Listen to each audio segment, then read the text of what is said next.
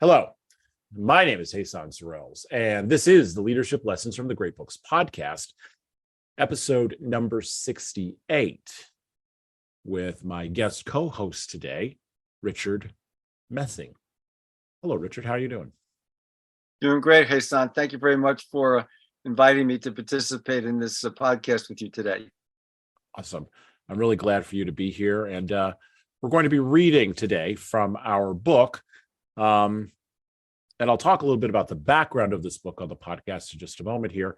But today we are reading from the Washington Square Press edition, Viktor Frankl's Man's Search for Meaning. And I pick up from Man's Search for Meaning from the experiences in a concentration camp. And I quote, "When one examines the vast amount of material which has been amassed as the result of many prisoners' observations and experiences, three phases of the inmate's mental reactions to camp life become apparent. The period following his admission, the period when he is well entrenched in camp routine, and the period following his release and liberation. The symptom that characterizes the first phase is shock.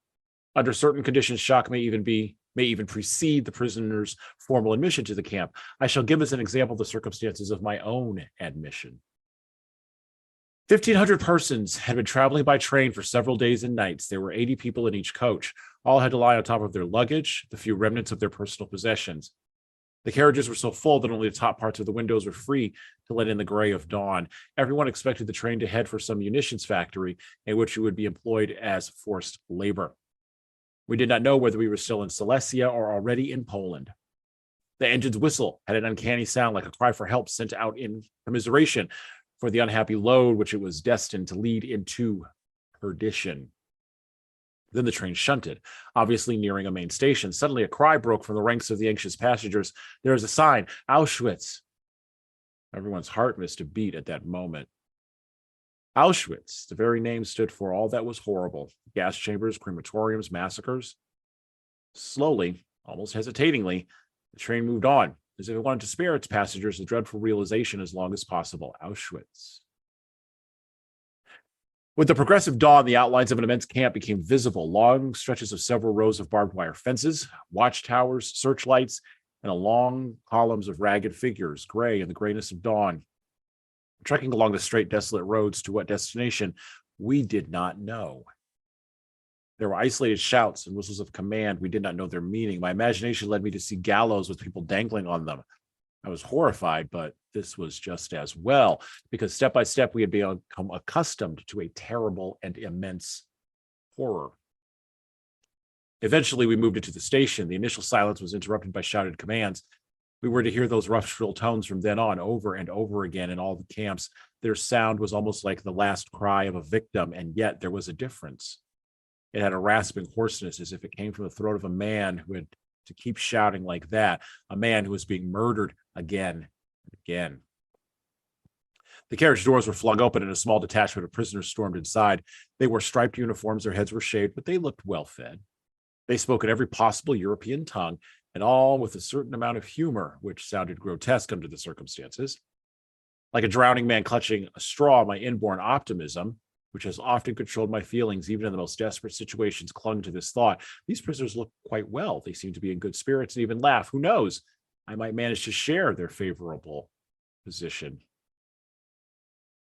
In psychiatry, there is a certain condition known as delusion of reprieve. The condemned man, immediately before his execution, gets the illusion that he might be reprieved at the very last minute.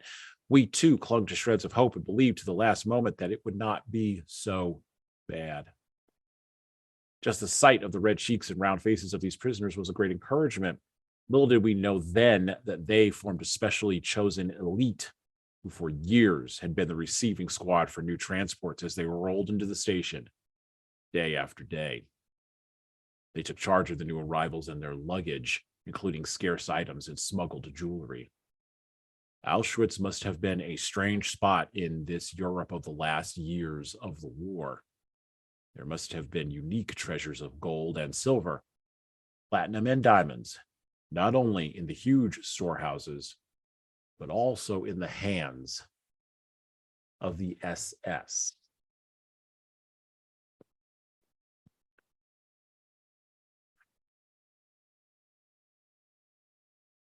Man's Search for Meaning by Viktor Frankl ranks quite possibly in the top 5 of narratives that critically and psychologically and even ethically, which we're going to talk about today, examines the fundamental nature of totalitarianism, suffering, and of course, meaning. It sits on a tiny bookshelf next to The Gulag Archipelago by Alexander Solzhenitsyn, The Rape of Nanking by Irish Chang, and Night by Eli Wiesel, as a testament to the problems of a nihilistic worldview when genuine, totalizing, and I will use a deeply religious term here, satanic evil manifests itself fully in the world. Now, we've talked about Gulag Archipelago on this podcast, episode number 16, and Man's Search for Meaning is a complement to that study, to that episode that we covered that book on for leaders.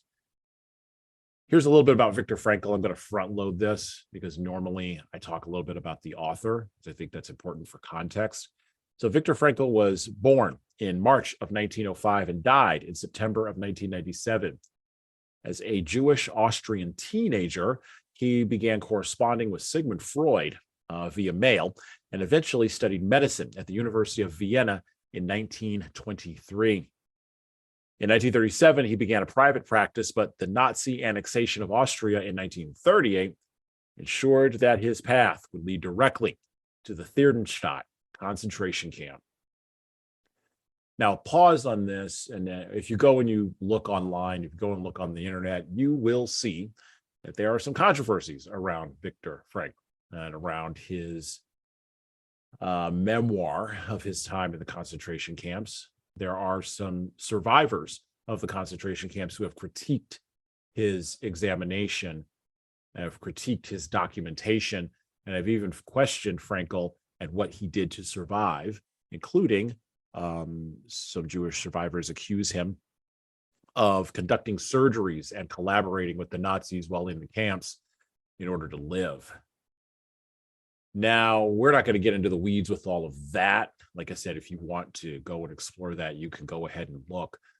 Our posture on this podcast is we take the book and we take the man who wrote the book at his word.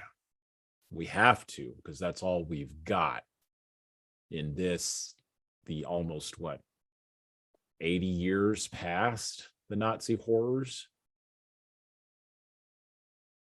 Look, surviving the horrors of a totalitarian system specifically designed to grind a person out of existence while also draining the last bit of will to work out of him in the service of a war machine designed to bring about an apocalyptic ending to Western civilization. Well, this was only one of the several degradations that Frankl witnessed. And fundamentally, we can't take this away from him, survived to write a record of. So today on the podcast, we'll be unwrapping all of this, including Viktor Frankl's attempt to address totalitarian evil. And this was his attempt to do it, to stare it in the face and figure out how do you deal with that. But to do it in light of an absence of an appeal to God and the transcendent. And we're going to explore what that approach might mean for leaders, followers, and for all of us in the West. And this, the year of our Lord, 2023, with our guest today, Richard Messing. Once again, how you doing, Richard? And thank you for coming on the podcast. I appreciate it. And I'd like you to start off by telling listeners a little bit about yourself and why you're here and what you think about this book, Man's Search for Meaning. Let's start with that. Okay. First, I'm 68 years old, and I'm Jewish. I grew up in a typical middle-class Jewish home, secular home. So I had no religious instruction growing up, and didn't even go to Hebrew school.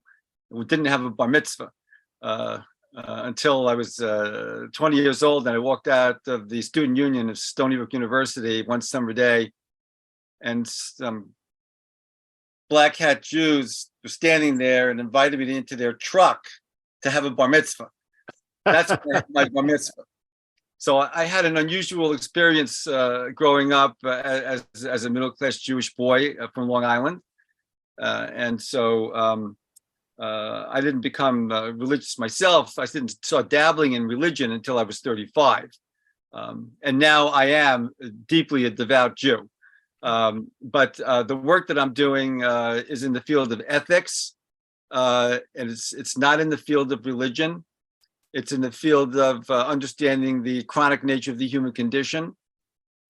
So if you want to understand the human condition, you can't ignore religion, since religion has always been a part of the human condition. And so religion does inform my understanding of the human condition, and I hope to share some of that today. Viktor Frankl and his work as a psychiatrist. He was a psychiatrist. He was not a surgeon.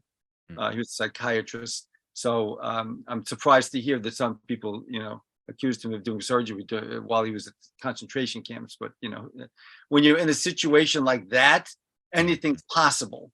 Right. Anything is possible. And so people are capable of doing things that they never imagined they were capable of doing when you're under certain pressures. And so, but I didn't come here to defend Viktor Frankl. I've read his book a long time ago. It was and remembered certain things about his book that I never forgot. And so there's no question that Viktor Frankl understood the human condition at a very deep level. His logotherapy that he developed, that methodologies as a therapist, was extremely successful, had a lot of followers. And I don't know if it's still in fashion today. I don't think so, but I do believe that those who are in the field of psychotherapy do study, what he developed. And so I think it's very relevant to my work, because my work is very much about ethics and the relationship between ethics and meaning. And so that's why I'm very excited about this podcast. Well, you've mentioned a lot of things there. The relationship between ethics and meaning, the relationship, or not the relationship, but the impact of logotherapy on that work, right? And you've also talked a little bit about, and I thank you for giving us a little bit of your background, because those were even things that I didn't even know coming into the podcast. But how your background informs understanding the chronic nature of the human condition, right? So let me ask you a follow-up question. Let's start with that, the chronic nature of the human condition.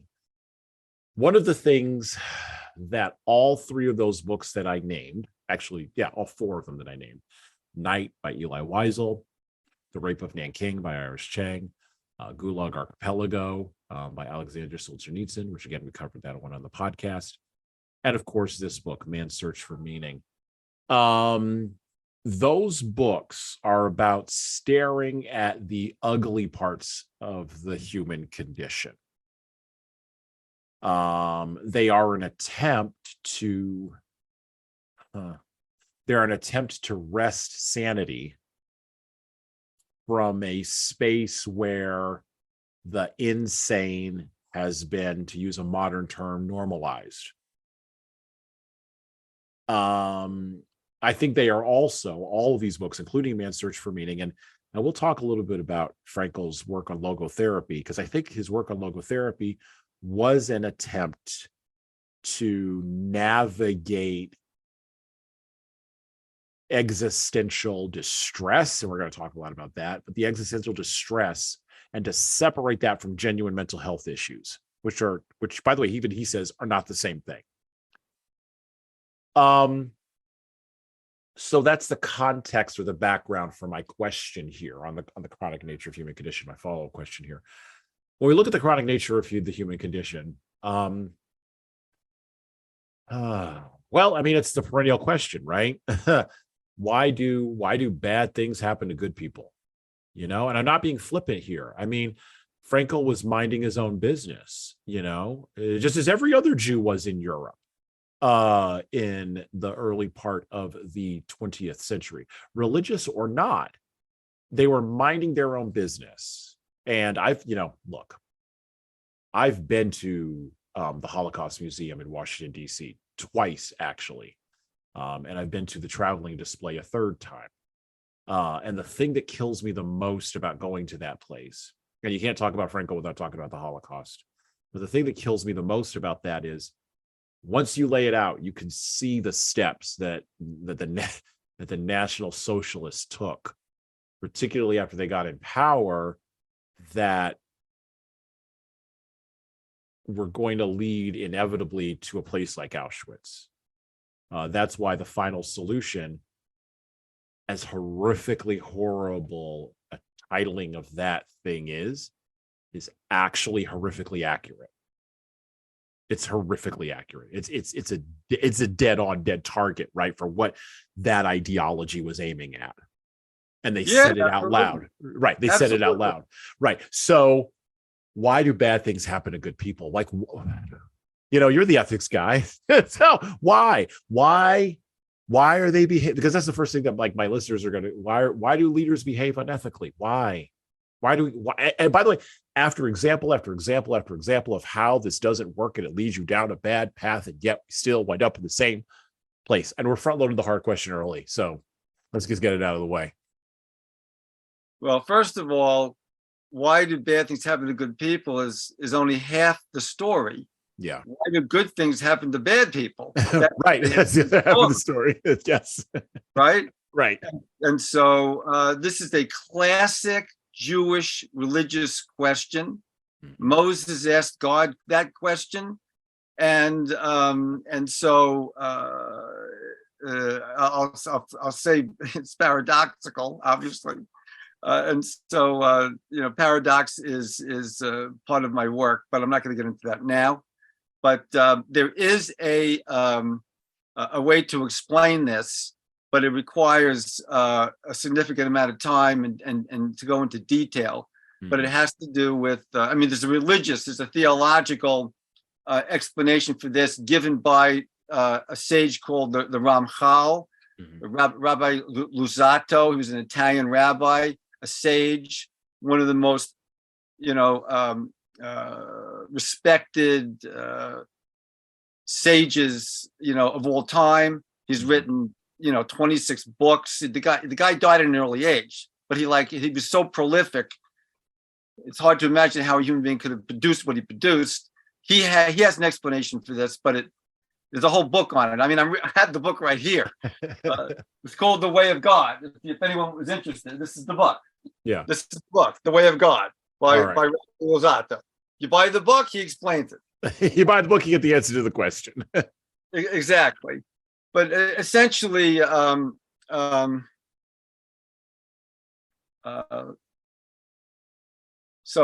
this is one of the reasons why ethics is mysterious.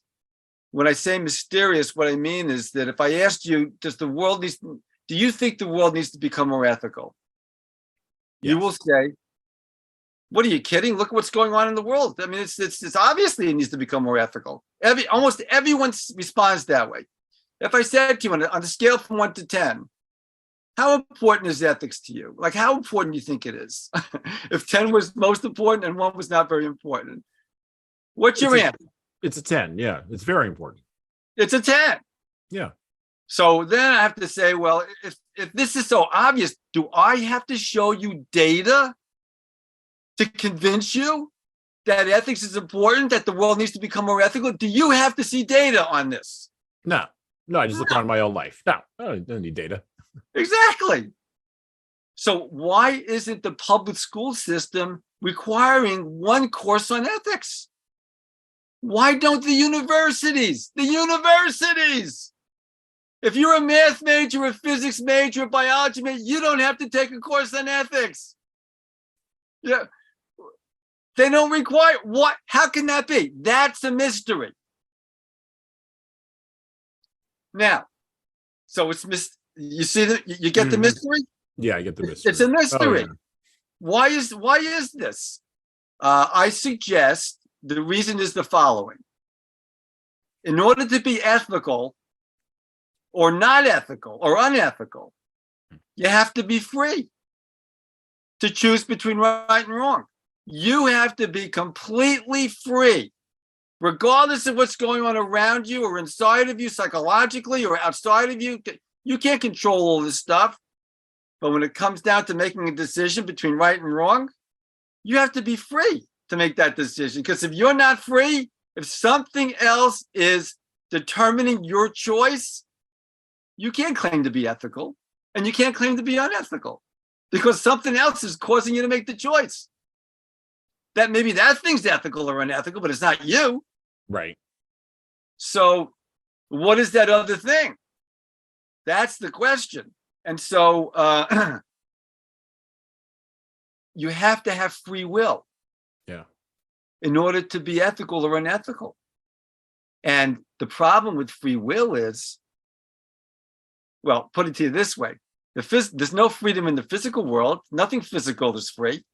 Everything physical is determined. Everything is physical. In the physical world, it's programmed by the laws of physics and chemistry, and those laws aren't changing. And so there's no freedom in the physical world. Therefore, if free will exists, it has to be non-physical. And guess what? That's the thing people have a problem with. The non-physical world. Is there such a thing as a non-physical world? You can't measure it. Right. You can't taste it. You can't see it. Right. So you have to believe that there is such a thing. Right. And that's the mystery. That's my suggestion, my assertion. That's the reason why there's this enormous mystery about ethics. Everybody says it's important, but yet no one's teaching it. No one's, And no one's pushing that idea. Yeah. So I hope I'm clear about what I'm saying. No, I mean, that's clear. I mean, look, it opens up a whole can of worms, right? Because there's people who suffer, right? So let's go to suffering, right? Let's go to the Buddhist conception of suffering, right? So the Buddhist, if I had a Buddhist here, a Buddhist would say, fundamentally, without getting into the complications of it, that all of life is suffering, and that the role of the individual is to basically exist through that suffering, and there's a giant blank space after that. Or the nihilist, the nihilist. And by the way, on this podcast, and I've been blunt about it before, and I'll be blunt about it again. I got a huge problem with Nietzsche. I just do. I think that wily German with the bushy mustache that sits in the sub basement of Western thought was given way too much authority and control and power over the philosophy of the West. And that has had massive deleterious impact over the last 120 years. But no one wants to go down to the basement and dislodge Nietzsche. And so I'm willing to do that. I'm willing to say that Nietzsche was a liar. Actually, I've said that a couple of times on this podcast. I think he did a really interesting two-step of two lies with a truth buried in between them. And so that means that his lies outstripped the truth. But no one is brave enough to call Nietzsche a liar. And he was lying because fundamentally, while he was talking about, and this is how this relates to free will, while he was talking about transcendence, or while he was announcing the death of transcendence and the death of God, he wasn't really making a prescription about where you go next. He was that blank space in the Buddhist conception of what you do after that. So you killed God, so what? Yeah, right. What do we do now? Exactly. Right. What do we do now? And so what that does is that leaves Western man, and this is the thing with the problem with the Buddhist version of suffering and the nihilist's version of suffering, which eventually winds up in Albert Camus and existentialism and all that. But the Buddhist version of suffering and the nihilist version of suffering both wind up in a place where there's other people. And people have to fill the vacuum. People have to have meaning. Without meaning, they cannot do anything. They cannot take action. They cannot engage with what you have so graciously described here as free will. At least in my conception, they can't do it. Those meaning and free will are intimately linked. When we think about ethics, though, we want to sort of disperse that from free will. We want to sort of put it over there, or we want to sort of make it its own thing. And I think that's why it doesn't get covered. Plus, here's the other dynamic, Richard. I think that free will confounds scientific materialism. There's no language for it in scientific materialism. Things that are materialistic and deterministic cannot conceive of things that are immaterial or unmaterialistic or undetermined. Right. It just can't. Right. It's outside its worldview. And so anything that's outside the worldview gets shunted out, right? Right. So it's actually a threat to them. It's threatening to them. Right. It's a threat. Well, and then you get to the logical conclusion of a lot of this, which we are at right now in 2023. I do believe that we are at the end of the postmodern experiment.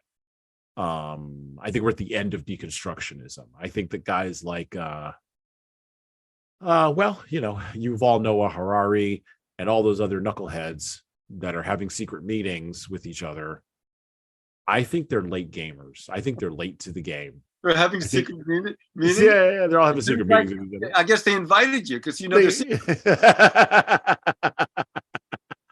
Well, occasionally some of the secrets leak out because all the water can't stand a bucket.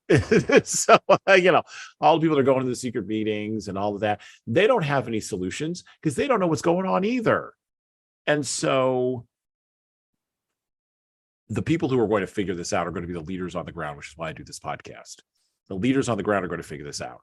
The leaders who are going to make the next steps ethically and who are going to go past scientific materialism and go past that determinism and even go past nihilism and Buddhism towards something else. They are working in our civic organizations. They are leading our families. They are in our churches, in our synagogues, in our mosques. They are in our neighborhoods. That's who's going to do it. It ain't going to be the people who have attained quote unquote power, whatever that may mean. They're way too far away. They don't know what's going on. Right. The people with the big audiences. Yeah, the people with the big audiences. I'm not going to say they're not powerful. They've got power. Oh, yeah. Yeah, they do.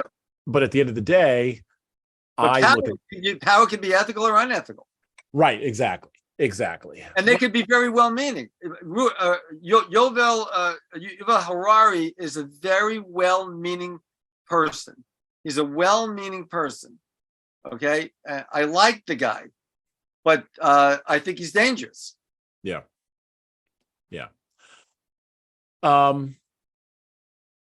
I want to talk a little bit about how we got here. And Frankl gives us a framework for talking a little bit about this idea that I have. And you even mentioned it a little bit as well when you were talking about sort of not only the chronic nature of the human condition, but also how Moses asked a paradoxical question. And it has become the paradoxical question, quite frankly, of humanity. It wasn't just limited to a little tribe of individuals in Israel. It has expanded, right? Because it is a question of the human condition. And so Frankl talks a little bit about this idea, particularly as it relates to trauma and suffering. So I want to go back to the book a little bit. I want to go back to Man's Search for Meaning. I want to pick up with a little bit of a different idea here. And we're going to try to bring some threads together here, but I want to explore a couple of different ideas here with Frankl. So back to the book, back to Man's Search for Meaning, back to experiences in a concentration camp. Because of the high degree of undernourishment which the prisoners suffered, it was natural that the desire for food was the major primitive instinct around which mental life centered. Let us observe the majority of prisoners, when they happened to work near each other, were for once not closely watched. They would immediately start discussing food. One fellow would ask another, working next to him in the ditch, what his favorite dishes were. Then they would exchange recipes and plan the menu for the day when they would have a reunion, the day in a distant future when they would be liberated and returned home.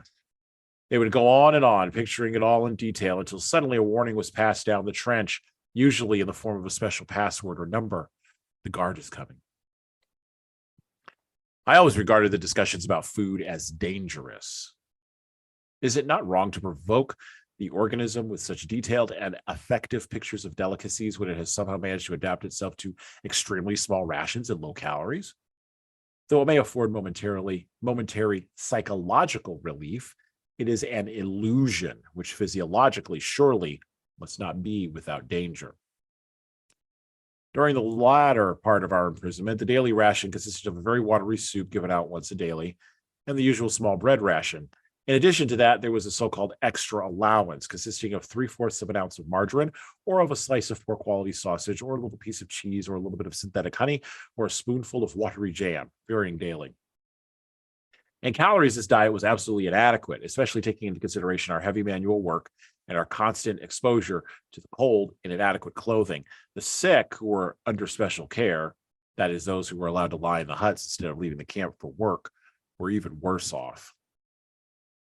When the last layers of subcutaneous fat had vanished and we looked like skeletons disguised with skin and rags, we could watch our bodies beginning to devour themselves. The organism digested its own protein and the muscles disappeared, and the body had no powers of resistance left. One after another, the members of the little community in our hut died. Each of us could calculate with fair accuracy whose turn would be next and when his own would come. After many observations, we knew the symptoms well, which made the correctness of our prognoses quite certain. He won't last long, or this is the next one, we whispered to each other. And when, during our daily search for lice, we saw our own naked bodies in the evening, we thought alike, this body here, my body, is really a corpse already. What has become of me? I am but a small portion of a great mass of human flesh, a mass behind barbed wire crowded into a few earthen huts, a mass of which daily a certain portion begins to rot because it has become lifeless.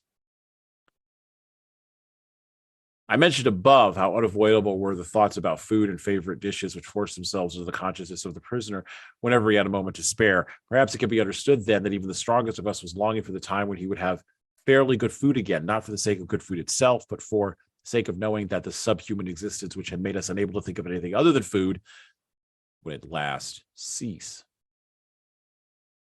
Those who have not gone through a similar experience can hardly conceive of the soul-destroying mental conflict and clashes of willpower which a famished man experienced. They can hardly grasp what it means to stand digging in a trench, listening only for the siren to announce 9:30 or 10 a.m., the half-hour lunch interval, when bread would be rationed out, as long as it was still available. Repeatedly asking the foreman, if he wasn't a disagreeable fellow, what the time was, and tenderly touching a piece of bread in one's coat pocket. First stroking it with frozen gloveless fingers, then breaking off a crumb and putting it in one's mouth, and finally, with the last bit of willpower, pocketing it again, having promised oneself that morning to hold out until afternoon.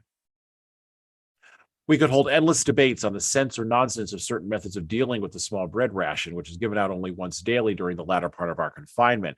There were two schools of thought. One was in favor of eating up the ration immediately. This had the twofold advantage of satisfying the worst hunger pains for a very short time, at least once a day, and of safeguarding against possible theft or loss of the ration. The second group, which held with dividing the ration up, used different arguments. I finally joined their ranks. The most ghastly moment of the 24 hours of camp life was the awakening, when, at a still nocturnal hour, the three shrill blows of a whistle tore us pitilessly from our exhausted sleep and from the longings in our dreams. We then began to tussle with our wet shoes, into which we could scarcely force our feet, which were swollen and sore with edema. And there were the usual moans and groans about petty troubles, such as the snapping of wires which replaced shoelaces. One morning, I heard someone whom I knew to be brave and dignified cry like a child because he had finally had to go to the snowy marching grounds in his bare feet, as his shoes were too shrunken for him to wear. In those ghastly minutes, I found a little bit of comfort. A small piece of bread, which I drew out of my pocket and munched with absorbed delight.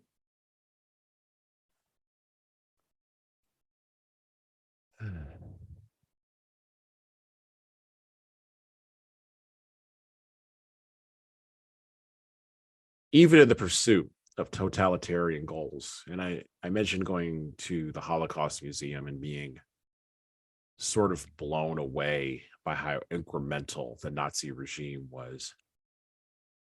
And the Nazi regime was in pursuit of the totalitarian goal of grinding people down.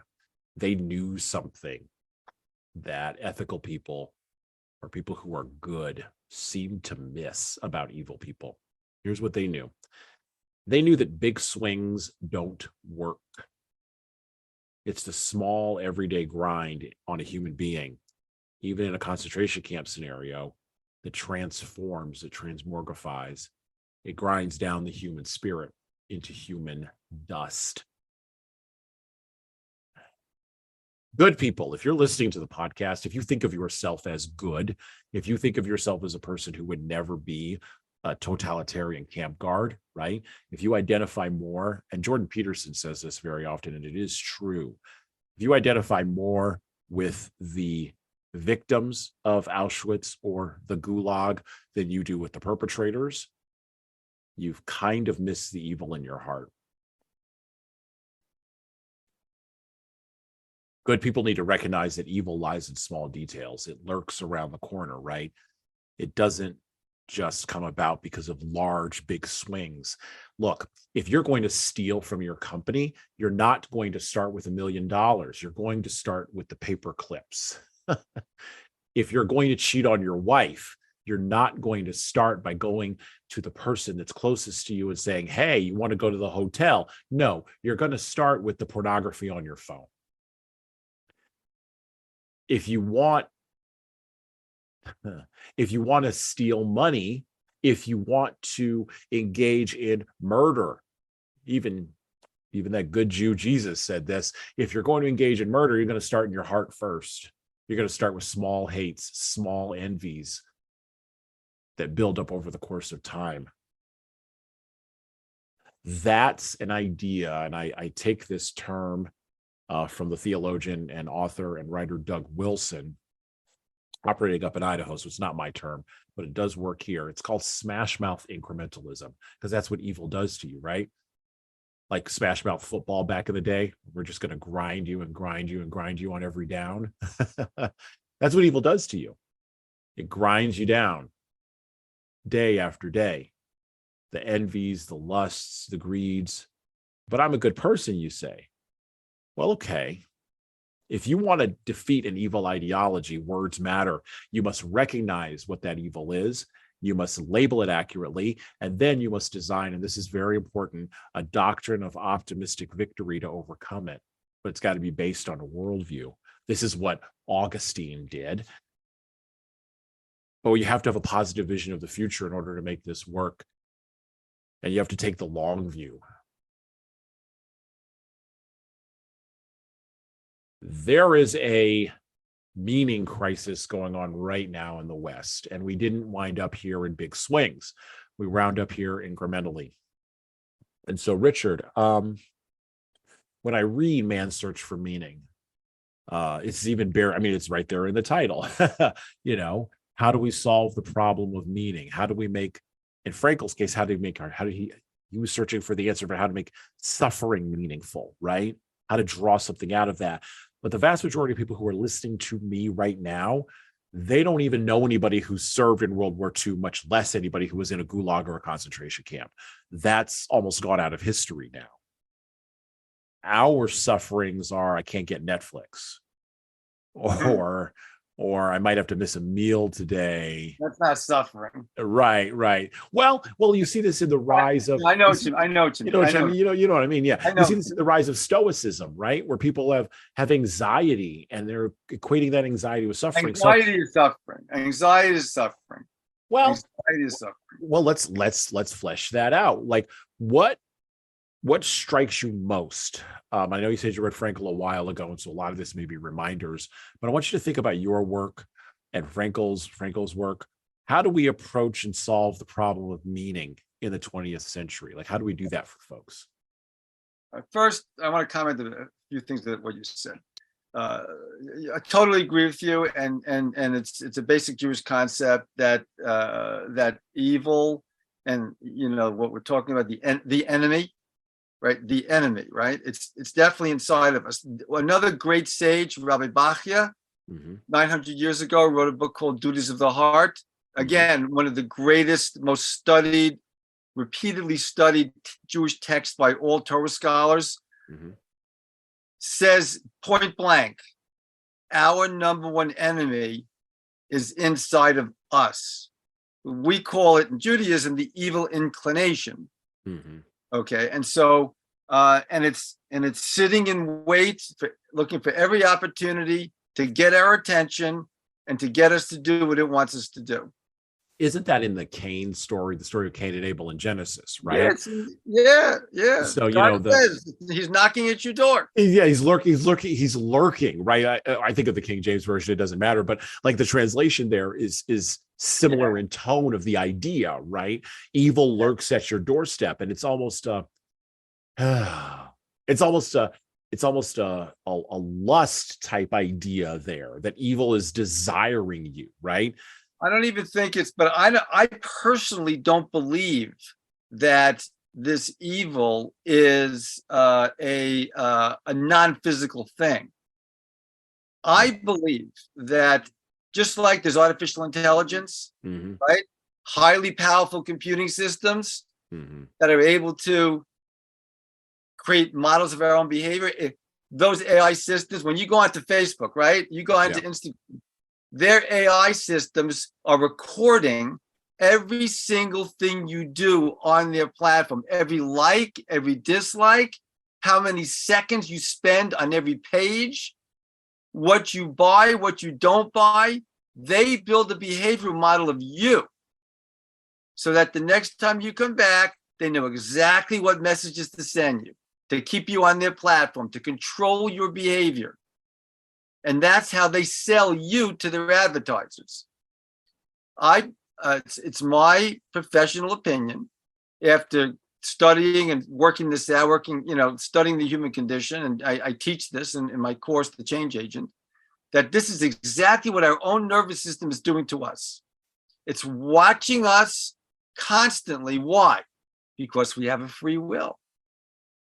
Because we can say no to our own nervous system, right? Your nervous system says it's time to go to the bathroom. So it sends that feeling, which you never ask for, right? You never choose to feel like going to the bathroom. It happens to you. Right. Yeah. But we can say, no, I'm not going now. I'm doing something else. So we have the power to contradict our own nervous system. When you feel hungry, did you choose to be hungry? No. When we get hungry, we can say no to our own nervous system and go off and do something else and eat later. An animal can't do that. And when an animal gets hungry, it has to seek food. It doesn't have a free will to say no to its own nervous system. So, because of this, the biological intelligence system, called our nervous system, the BI system, it has a deep belief that there is this other power that follows it around. Wherever it goes, so does the free will go. And therefore, its relationship with our free will is an adversarial relationship. So it's constantly trying to figure out how to control our free will, and how to get us to listen to it and to do what it wants us to do in order to survive in the world, because it believes it knows how to survive. Well, even those discussions that Frankl was talking about in that section that I was referencing, right, that we were reading, you don't have to have a conversation about food. Right, exactly. You think they're choosing? You think those people are deciding, hey, you want to talk about food now? No. A signal comes into the mind. The nervous system sends in a signal. Food. Think about food now. Yeah. It's sending in those signals. And when you're in that condition, when you're starving to death and you're listening to that, it's actually enticing. It's enticing. It's tempting. And it probably makes that kind of a person who's starving to death, who's in a concentration camp, to feel better by thinking about it. Well, and even Frankl said that there was it might have been psychologically, even said this in the piece we read, it might have been psychologically beneficial, but physiologically it was not, right? In the physiology of the body, it wasn't the best thing, right? Because of this nervous system that's being activated in ways that basically, and this is sort of what he's leading to, are causing the body to eat itself, are causing the body to search for that sustenance, right? Yeah. Yeah.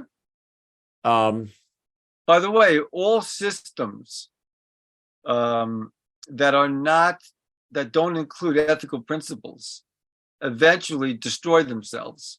We know this, even civilizations, right? Yeah. Civilizations decline and destroy them. The civilization destroys itself when it gets to a point when it becomes fat and happy, right? And morality becomes unimportant. mhm. And then the civilization just, self-destructs. Right. Why is that? Because you get a lot of, so I mentioned nihilism and I mentioned suffering. And we're on a path with this project that I call this podcast. And it is a project. It's a long-term project. I'll be doing this for a while. We are on a path to put bricks in the path to save the West, fundamentally. And I think by restoring and recognizing and acknowledging traditions in the past, particularly our literary traditions, or primarily our literary traditions of the past, I believe that by bringing those to the forefront, we can put bricks in the path for a way to get out of this meaning crisis, to get out of this crisis and move towards something else in the West. I fundamentally believe that's why I show up and do this. And there's bricks that need to be laid to the path for Shakespeare to Jane Austen, and from Viktor Frankl to even to J.R.R. Tolkien, right? And I believe we used to know this, by the way, in the West, but we didn't have to be explained to us. We just sort of consumed it, right? And now we're at a spot where we need to have it explained. So I say all that to ask this follow-up question: if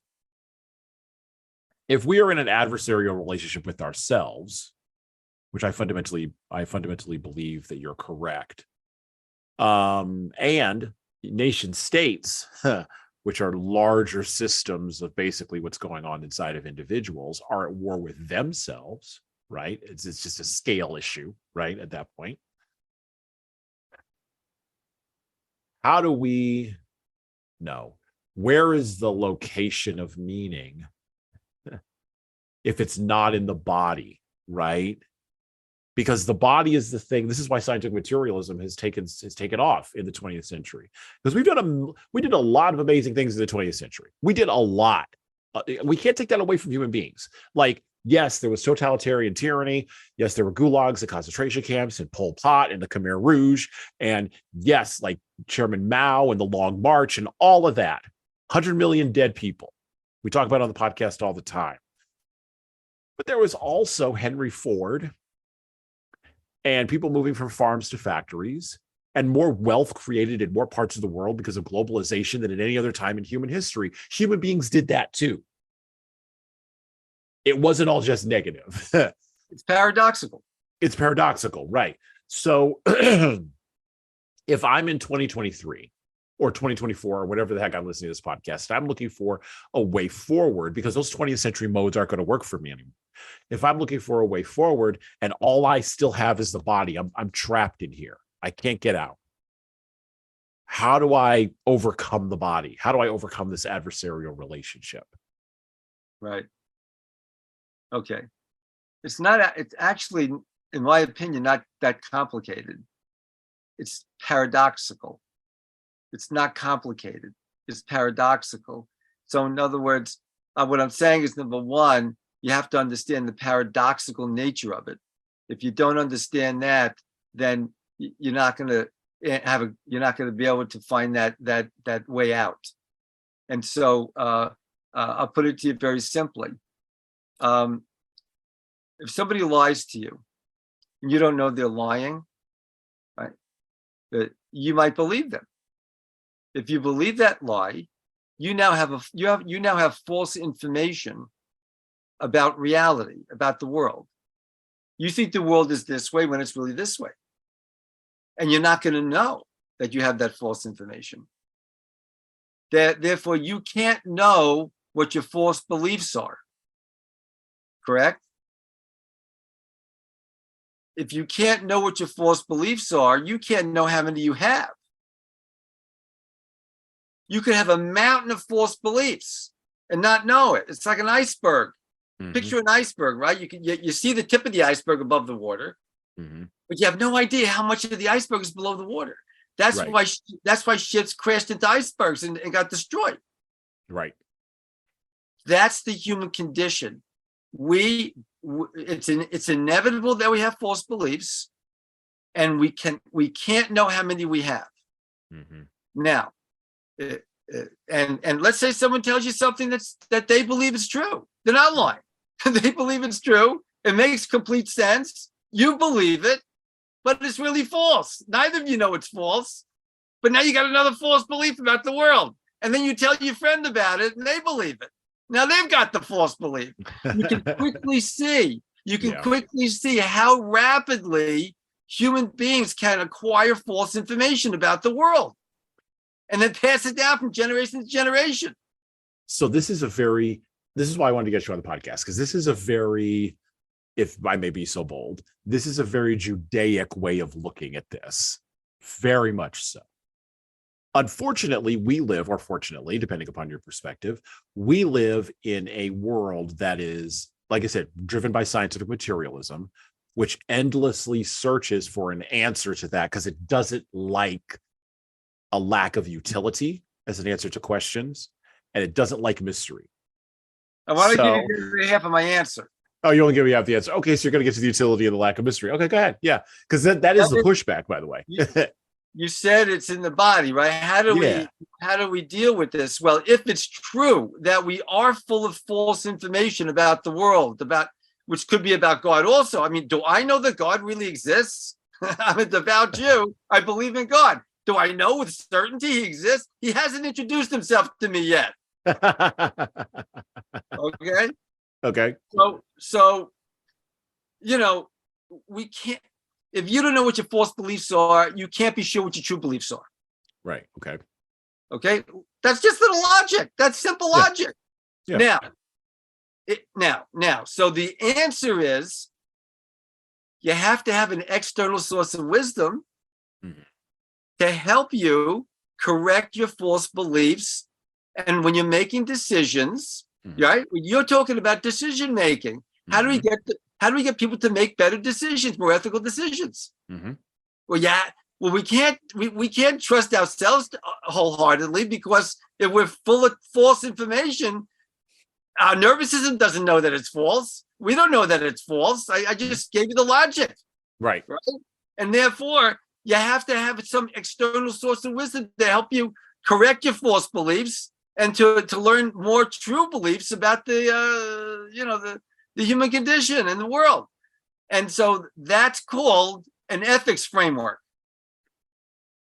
That's called the framework of ethics. So that's why ethics is so vitally important, to help us to optimize our decisions. An ethics framework. I like how you put that. An ethics framework to optimize our decisions. Yeah. Yeah, exactly. Because we can't rely on our own database of information about the world, because I just gave you the logic. It's inevitable we have false beliefs. It's also inevitable that we have some true beliefs. But so wait, it used to be even in my time, and I'm in my mid 40s. So I'm a young man, depending upon which room I'm in, or I'm an old man, depending upon which room I'm in. Right. I'm in that weird middle ground. Of right now, you're a young man. Right now, you're a young man. Yeah. And this is what everybody keeps telling me. My knees do not agree. Anyway, it used to be, and I'm old enough to remember this, right? I'm probably the youngest and of the oldest generation that remembers when what I was told by my parents, and maybe not directly told, but just sort of like this was what was in the air. You could intuit it. The world is fine because the world is that external framework, right? You're screwed up. You fix yourself to conform to the world. We've now reversed that. And we've said the world's screwed up. You're fine. and the world has to shift its framework to you. We sort of made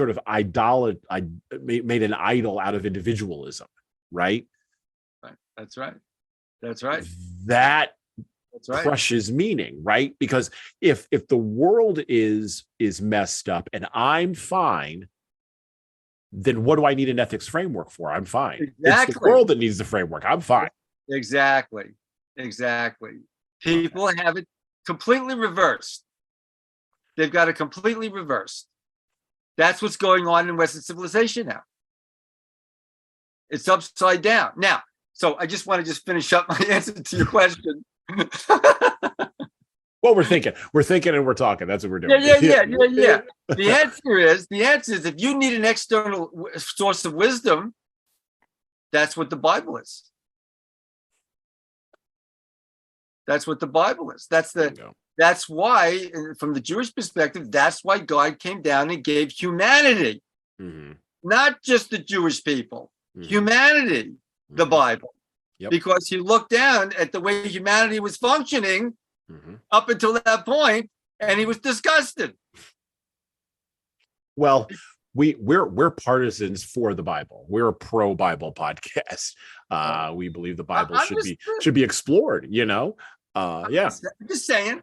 Yeah. Well, okay, so we just did an episode a couple episodes back, episode number 65, where we talked about First Kings, Second Kings, First Chronicles, Second Chronicles, right?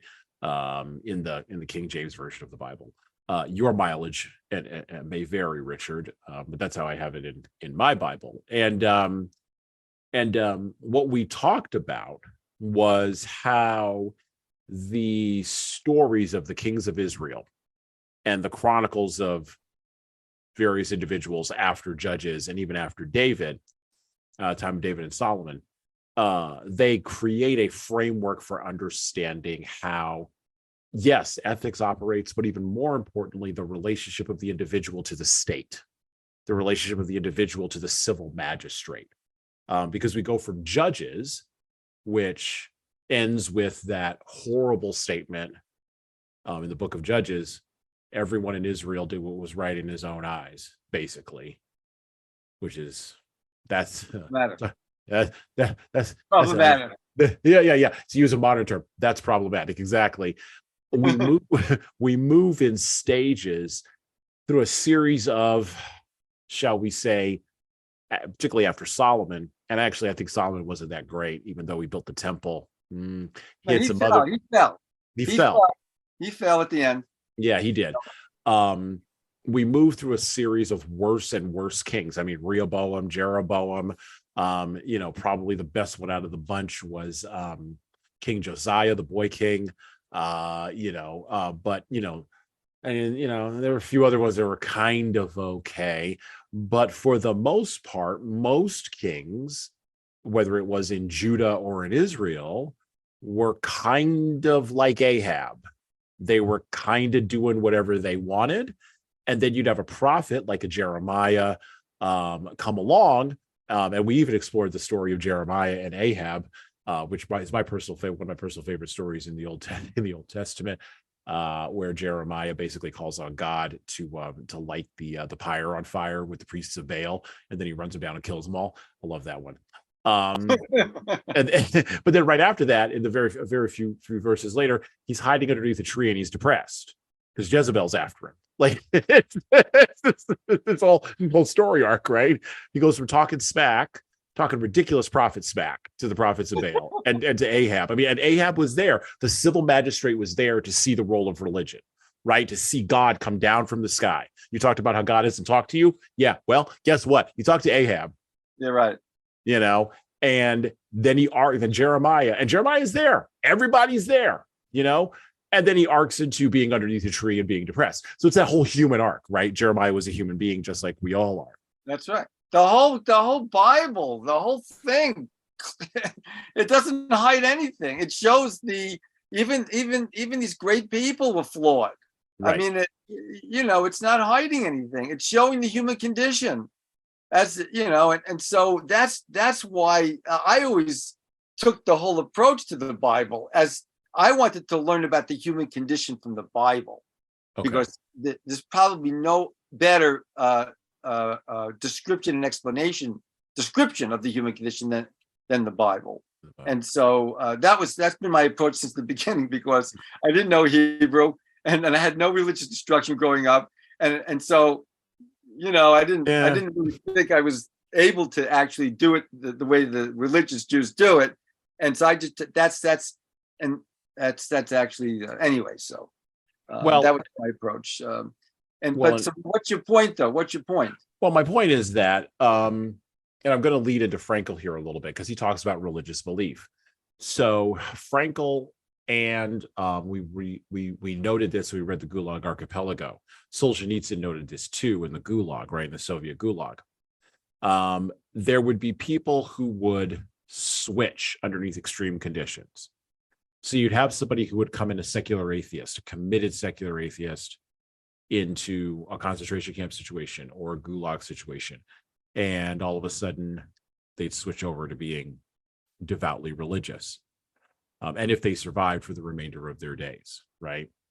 But then you'd have people who came in devoutly religious who would switch over and become the worst sort of secular materialist atheists trying to get along with the SS guards, trying to collect all that kind of stuff, right? And Frankl talks a little bit about religious belief, and so I want to sort of use that idea as a lead-in to what I'm about to talk about here. So, back to the book, back to Man's Search for Meaning. We're going to use this as a lead-in to a much larger idea. We're going to keep a focus on this religion as an ethical framework piece here. But we're going to bring in psychotherapy into it now as well. So I quote directly from Man's Search for Meaning by Viktor Frankl: "The opportunities for collective psychotherapy were naturally limited in camp. The right example was more effective than words could ever be. A senior block warden who did not side with the authorities had, by his just and encouraging behavior, 1,000 opportunities to exert a far-reaching moral influence on those under his jurisdiction. The immediate influence of behavior is always more effective than that of words. But at times a word was effective too, when mental receptiveness had been intensified by some outer circumstances. I remember an incident when there was occasion for psychotherapeutic work on the inmates of a whole hut due to an intensification of their receptiveness because of a certain external situation. It had been a bad day. On parade, an announcement had been made about the many actions that would, from then on, be regarded as sabotage and therefore punishable by immediate death by hanging. Among these were crimes such as cutting small strips from our old blankets in order to improvise ankle supports, and very minor quote-unquote thefts. A few days previously, a semi-starved prisoner had broken into the potato store to steal a few thousand pounds of potatoes, or sorry, not thousand, steal a few pounds of potatoes. By the way, back to hunger again, the body, okay? Just a pause there, just for note. Back to the book. The theft had been discovered and some prisoners had recognized the burglar. When the camp authorities heard about it, they ordered that the guilty man be given up to them or the whole camp would starve for a day. Naturally, the 2,500 men preferred to fast. On the evening of this day of fasting, we lay in our earthen huts in a very low mood. Very little was said and every word sounded irritable. Then, to make matters even worse, the light went out. Tempers reached their lowest ebb. But our senior block warden was a wise man. He improvised a little talk about all that was on our minds at that moment. He talked about the many comrades who had died in the last few days, either of sickness or of suicide. But he also mentioned what may have been the real reason for their deaths: giving up hope. He maintained that there should be some way of preventing possible future victims from reaching this extreme state, and it was to me that the warden pointed to give this advice.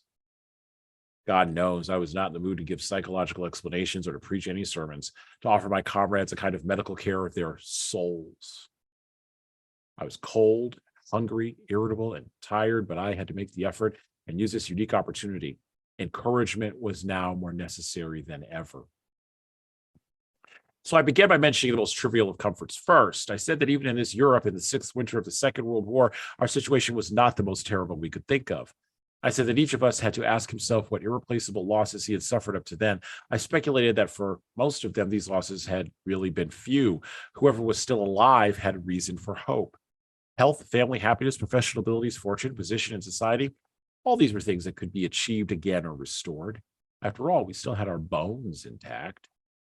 Whatever we had gone through could still be an asset to us in the future. And I quoted from Nietzsche, "Wach mich nicht, mach ich mich starker." That which does not kill me makes me stronger. Then I spoke about the future. I said to the impartial, the future must seem hopeless. I agreed that each of us could guess for himself how small were his chances of survival. I told them that although there was still no typhus epidemic in the camp, I estimated my own chances at about 1 in 20. But I also told them that, in spite of this, I had no intention of losing hope and giving up. For no man knew what the future would bring, much less the next hour. Even if we could not expect any sensational military events in the next few days, we knew better. Who knew better than we, with our experience of camps, how great chances sometimes opened up quite suddenly, at least for the individual. For instance, one might be attached unexpectedly to a special group with exceptionally good working conditions, for this was the kind of thing which constituted the luck, quote unquote, of the prisoner. But I did not only talk of the future and the veil which was drawn over it, I also mentioned the past, all its joys, how its light shone even in the present darkness. Again, I quoted a poet to avoid sounding like a preacher myself, who had written, "Was du erbest kann kein nach der Welt dir rauben." What you have experienced, no power on earth can take from you. Not only our experiences, but all we have done, whatever great thoughts we may have had, and all that we have suffered, all this was not lost, though it is past. We have brought it into being. Having been is also a kind of being, and perhaps the surest kind. Then I spoke of the many opportunities of giving life a meaning. I told my comrades, who lay motionless, although occasionally a sigh could be heard, that human life, under any circumstances, never ceases to have meaning, and that this infinite meaning of life includes suffering and dying, privation and death. I asked the poor creatures who listened to me attentively in the darkness of the hut to face up to the seriousness of our position. They must not lose hope, but should keep their courage in the certainty that the hopelessness of our struggle did not detract from its dignity and its meaning. I said that someone looks down on each of us in difficult hours, a friend, a wife, somebody alive or dead, or a God, by the way, capital G, and he would not expect us to disappoint him. He would hope to find us suffering proudly, not miserably, knowing how to die. And finally, I spoke of our sacrifice, which had meaning in every case. It was in the nature of the sacrifice that should appear to be pointless in the normal world, the world of material success. But in reality, our sacrifice did have a meaning. Those of us who have any religious faith, I said frankly, could understand without difficulty. I told them of a comrade who on his arrival in camp had tried to make a pact with heaven that his suffering and death should save the human being he loved from a painful end. For this man's suffering and death were meaningful. His was a sacrifice of the deepest significance. He did not want to die for nothing. None of us wanted that. The purpose of my words was to find a full meaning in our life then and there, in that hut and in that practically hopeless situation. I saw that my efforts had been successful. When the electric bulb flared up again, I saw the miserable figures of my friends limping toward me to thank me with tears in their eyes. But I have to confess here that only too rarely had I the inner strength to make contact with my companions in suffering, and that I must have missed many opportunities for doing so.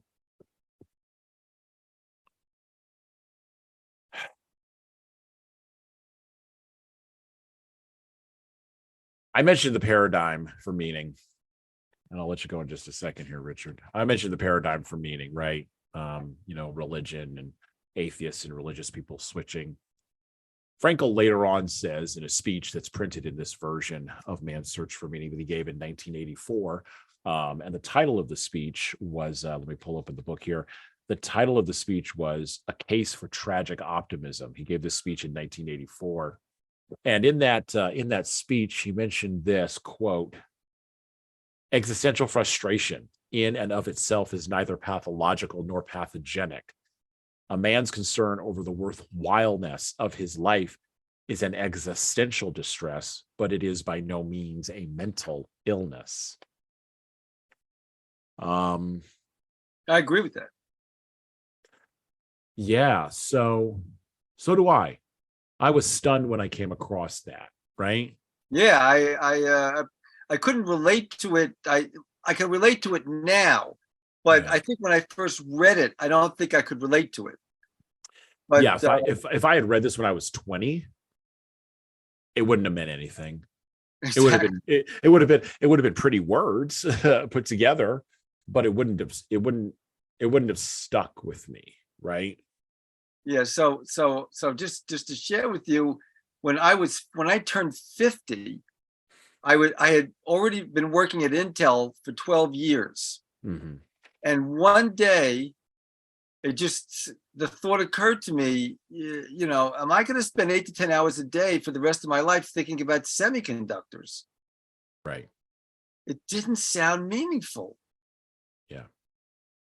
And then I imagined being at the end of my life and looking back and realizing that, oh my God, I didn't spend my life meaningfully. Mm-hmm. That I couldn't tolerate. That day I pivoted. Mm-hmm. It had to do with meaning. It had to do with, I have to do everything I possibly can every single day to figure out how to make my life meaningful, most meaningful. Now, I don't know if I'd read Viktor Frankl before that happened or after that happened, probably after that, I think. But my point is this, that was existential. Mm-hmm. That was not a psychological disorder I was suffering from. It wasn't. I was at the top of my career. I had my children, I had a wife, I had, everything was great. As far as all that goes, I made it. I became a yuppie. The American dream. Yeah. But there was something very, very much missing. Yeah. And at that time, it was meaning. It was meaning. And that's when I pivoted, and that's when I set out on this journey that brought me here today. Well, he even talks about it, if I may insert here. Pardon me. If I may insert here for just a moment. I didn't Frankl says, choke you up. I'm sorry for choking you up. yeah, thank you. Yeah. Frankl says this in logotherapy in a nutshell. By declaring that man is responsible and must actualize the potential meaning of his life, I wish to stress that the true meaning of life is to be discovered in the world rather than within man or his own psyche, as though it were a closed system. I have termed this constitutive characteristic the self-transcendence of human existence. It denotes the fact that being human always points and is directed to something or someone other than oneself, be it meaning to fulfill for another human being or another human being to encounter. The more one forgets himself by giving himself to a cause to serve or another person to love, the more human he is and the more he actualizes himself. What is called self-actualization is not an attainable aim at all. Uh-oh. You just went, you just froze. Your video only as a side effect. I'm good. In other words, self-actualization is only possible as a side effect of self-transcendence. We have a lot of people who are in their 30s and early 40s, some of whom are in their late 20s, who were educated underneath the system of self-esteem. And self-esteem is inward looking, right? Because, well, no, I'm sorry, it's not inward looking. It's outward looking in that we are expecting other people to feed us inwardly. And the self-esteem movement in the educational system, particularly in America, and I don't know if your kids went through this, but I snatched my kids out of school, and now I homeschool my children in order to ensure that this is not perpetrated upon my children. But the self-esteem movement doesn't allow for self-transcendence. You can't get anywhere because unless other people feed you, you're done. But it's all selfish feeding. You're not feeding others. You're not pointed at something externally, like what you were talking about in your example at Intel. You said you were at the top of your career. By any measure, you were probably serving people in the correct way according to what many Christians call the world system. You were doing what you needed to do in the world in order to succeed in the world. And yet, you were not self-actualized. That's correct. It's the opposite. A meaningful life comes from serving others. It has to do with the other, not you. That's why in Viktor Frankl's book, he tells the story of the elderly man Yeah. who lost his wife, Mhm. and he was having a tremendous difficulty dealing with it. And he met Viktor Frankl, and Viktor Frankl, the elderly man said to Dr. Frankl, I can't imagine that if I had died before my wife would have gone through this, and it would have been horrible for her. And so he says to the elderly man, that's why you shouldn't feel so bad about your situation, because you saved your wife from going through that, because you lived. She died before you died. Had you died first, think of the suffering you saved her from. You sacrificed. See? And then he walked away feeling like, it kind of like solved his problem of what he was going through. And so it has to do with the other. That's what it is. But we are told, remember I said, in our other section there, we now live in a system, and this is part of what needs to be dismantled, where the world is screwed up and I'm fine, so I don't have to serve the world. Because that's the next logical thing from that. I don't have to serve the world has to serve me. That's Right. the self-esteem movement, right? That's the Right. whole thing. Which, by the way, once you construct that worldview, that mountain of straw, like in the Three Little Pigs, or that house of straw, the wolf that's going to come and blow your house down are the Nazis, or whatever totalitarian ideology that comes after that, whatever tyranny comes after that. That's the wolf that's going to come blow your house down. And the problem is there's always a wolf. We're never going to get rid of the wolves, because you never get rid of the evil in the human heart, right? Well, so particularly when the Messiah comes, all evil will leave the planet. You're right. Yes. Well, we're all looking for that. Exactly. We're all looking for that. Exactly. How do you? And this is why the work that you do is so important in ethics, because teaching, training, speaking, producing, creating content around ethics. This is why this is important, because there's no root underneath a system built on self-esteem and individual actualization and all that. There's no root there. There's no root of ethics, because why do I need to be ethical? The world is screwed up. You're right. Exactly. Okay. Exactly. So how do we? Well, for me, my thought is that there is a role for religion here. And again, I'm a partisan for Christianity. I absolutely respect Judaism for sure. Islam has its own issues and problems, and I'm not going to get into that. That's not the purpose of my point here. But those big three religions, right? The big three, Abrahamic. the big three Abrahamic religions, correct? Those ones are in a rear guard action right now in the West, and they have been for quite some time. How do we bring religious belief back to the forefront? How do we bring that back? Because, like you said, that's the external framework, right? The Bible's the external framework. The Bible, with or without the New Testament, is the external framework, right? You could even do an external framework off of the Quran. You can do an external framework off of that, right? But you can't do an external framework off of philosophical nihilism or even psychoanalysis. Logotherapy is not going to be enough of an external framework for you. So how do we bring back religion? How do we reinsert that? Because I've been struggling with that on this podcast and trying to figure out how does that happen, right? And for me, I look at it as the postmodernist deconstructionists, the Derridians and the Michel Foucault types and all those. They were so mad at God, they wanted to deconstruct God, but they couldn't get to God. So what they did was they deconstructed the West all the way down to the cornerstone, which is the Bible. And then they kicked the Bible out and they said, that doesn't matter. Now we can build the world that we want. And that, of course, doesn't work. And that's my 120-year analysis in a nutshell. So how do we bring in back in that cornerstone? How do we tuck that back in?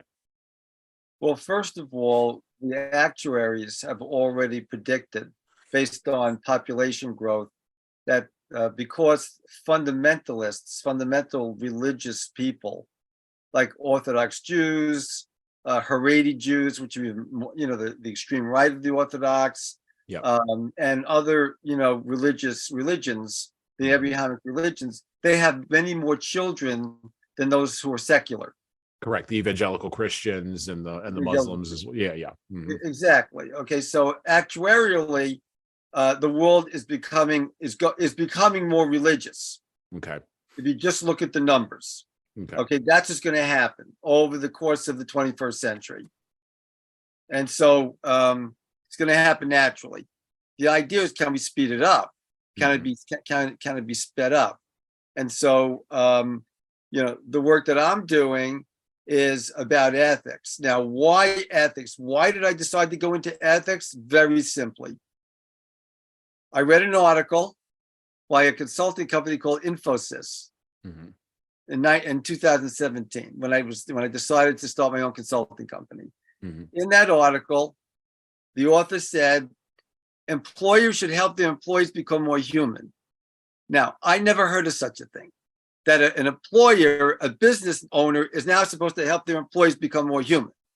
Okay, this was like categorically a new concept, and I googled human and consulting, human consulting. And all these search results showed me all these consulting companies using the word human, human this, human that, this human service. And I'm going, oh my God, maybe this is an early trend. Now, I'm a religious Jew.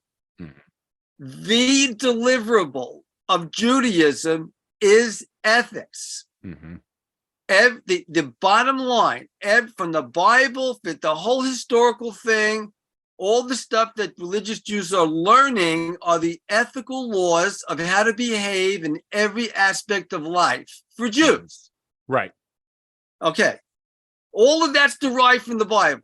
Yep. Now, if ethics is the deliverable for Judaism, maybe that's what's missing from the rest of the world, maybe.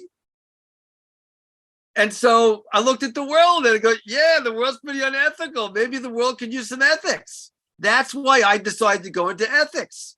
And so I think that's what I'm doing. That's my contribution. That's what I'm doing.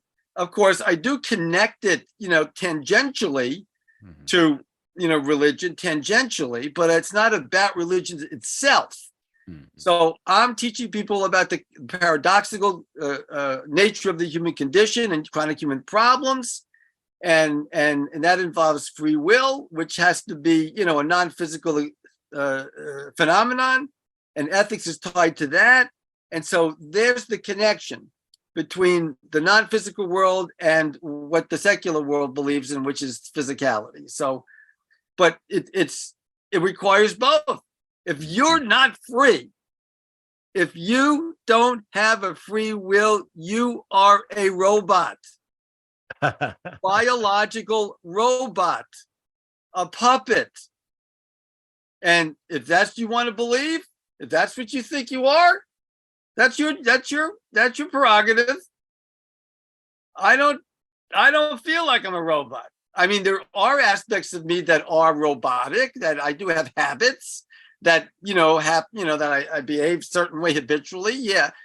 Human beings are robotic too. That's only one side of human beings. There's another whole side that's free. Yep. That's the side we have to understand.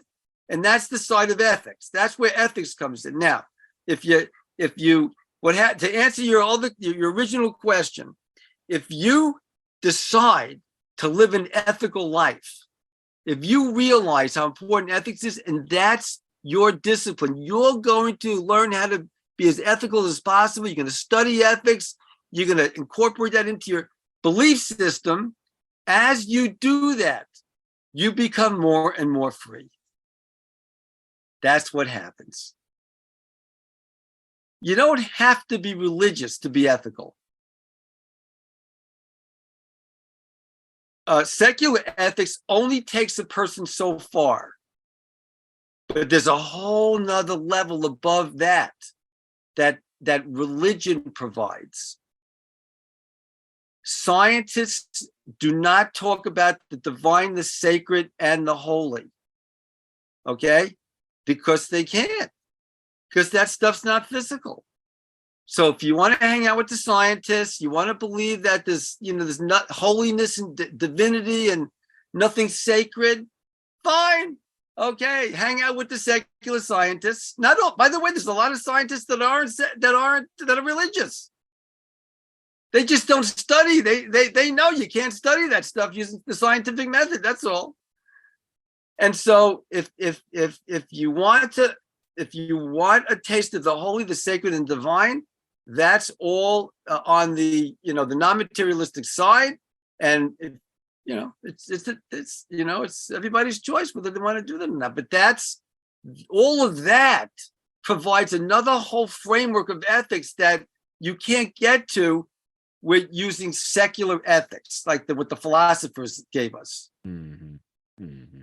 And so that's the story. That's the story.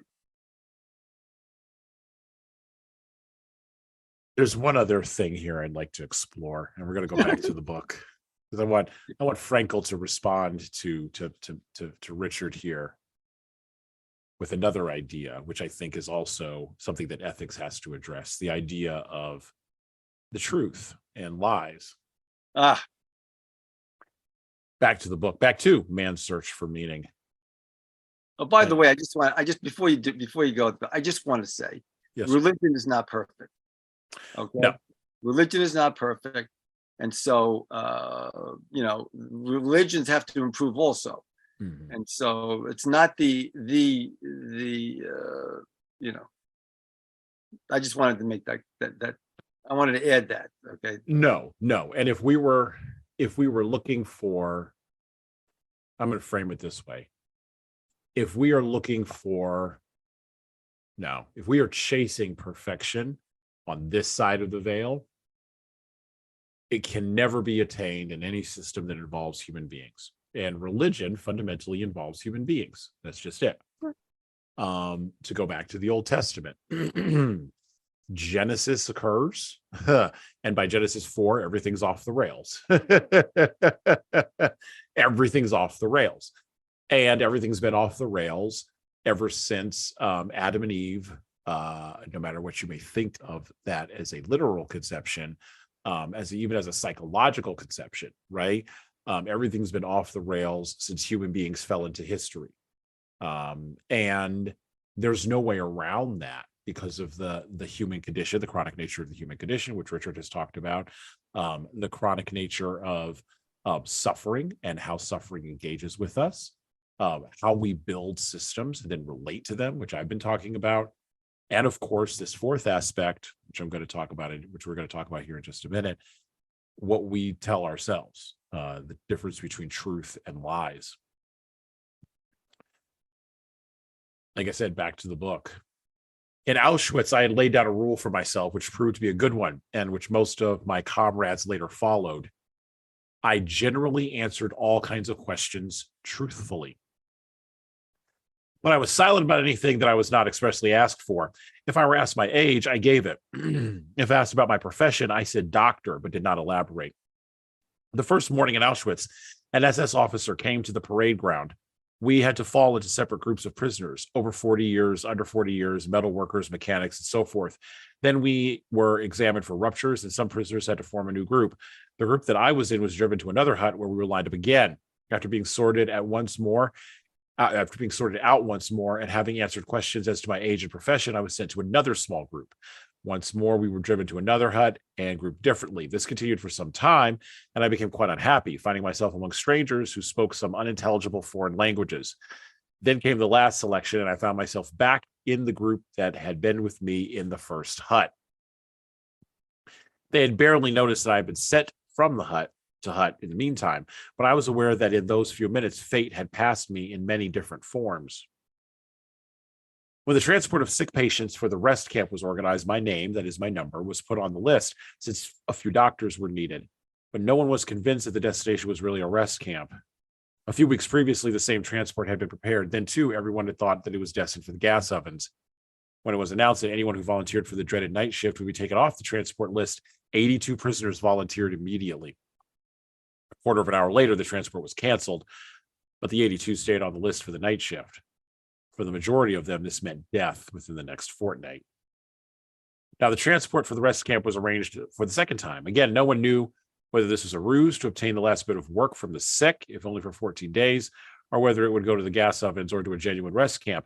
The chief doctor, who had taken a liking to me, told me furtively one evening at 9:45, "I have made it known in the orderly room that you could still have your name crossed off the list. You may do so up until 10 o'clock. I told him that this was not my way, that I learned to let fate take its course. I might as well stay with my friends, I said. There was a look of pity in his eyes, as if he knew. He shook my hand silently, as though it were farewell. Not for life, but from life. Slowly, I walked back to my hut. There I found a good friend waiting for me. You really want to go with them? He asked sadly. Yes, I am going. Tears came to his eyes, and I tried to comfort him. Then there was something else to do, to make my will. Listen, Otto, if I don't get back home to my wife, and if you should see her again, then tell her that I talk to her daily, hourly. You remember. Secondly, I have loved her more than anyone. Thirdly, the short time that I have been married to her outweighs everything, even all that we have gone through here. Otto, where are you now? Are you alive? What has happened to you since our last hour together? Did you find your wife again? And do you remember how I made you learn my will by heart, word for word, in spite of your childlike tears? The next morning, I departed with the transport. This time, it was not a ruse. We were not heading for the gas chambers, and we actually did go to a rest camp. Those who had pitied me remained in a camp where famine was to rage even more fiercely than in our new camp. They tried to save themselves, but they only sealed their own fates. Months later, after liberation, I met a friend from the old camp. He related to me how he, as camp policeman, had searched for a piece of human flesh that was missing from a pile of corpses. He confiscated it from a pot in which he found it cooking. Cannibalism had broken out. I had left just in time. Does this not bring to mind the story of death in Tehran? A rich and mighty Persian once walked in his garden with one of his servants. The servant cried that he had just encountered death, who had threatened him. He begged his master to give him his fastest horse so that he could make haste and flee to Tehran, which he could reach that same evening. The master consented, and the servant galloped off on the horse. On returning to his house, the master himself met death and questioned him. Why did you terrify and threaten my servant? I did not threaten him.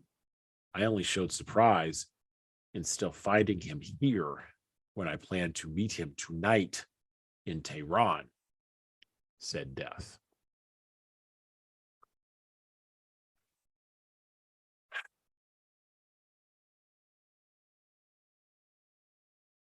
In Auschwitz, I had laid down a rule for myself, which proved to be a good one, and which most of my comrades later followed.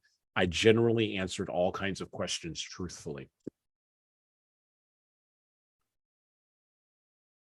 Alexander Solzhenitsyn talked about the truth in the Gulag Archipelago and how the entire Soviet system was built on a pack of lies.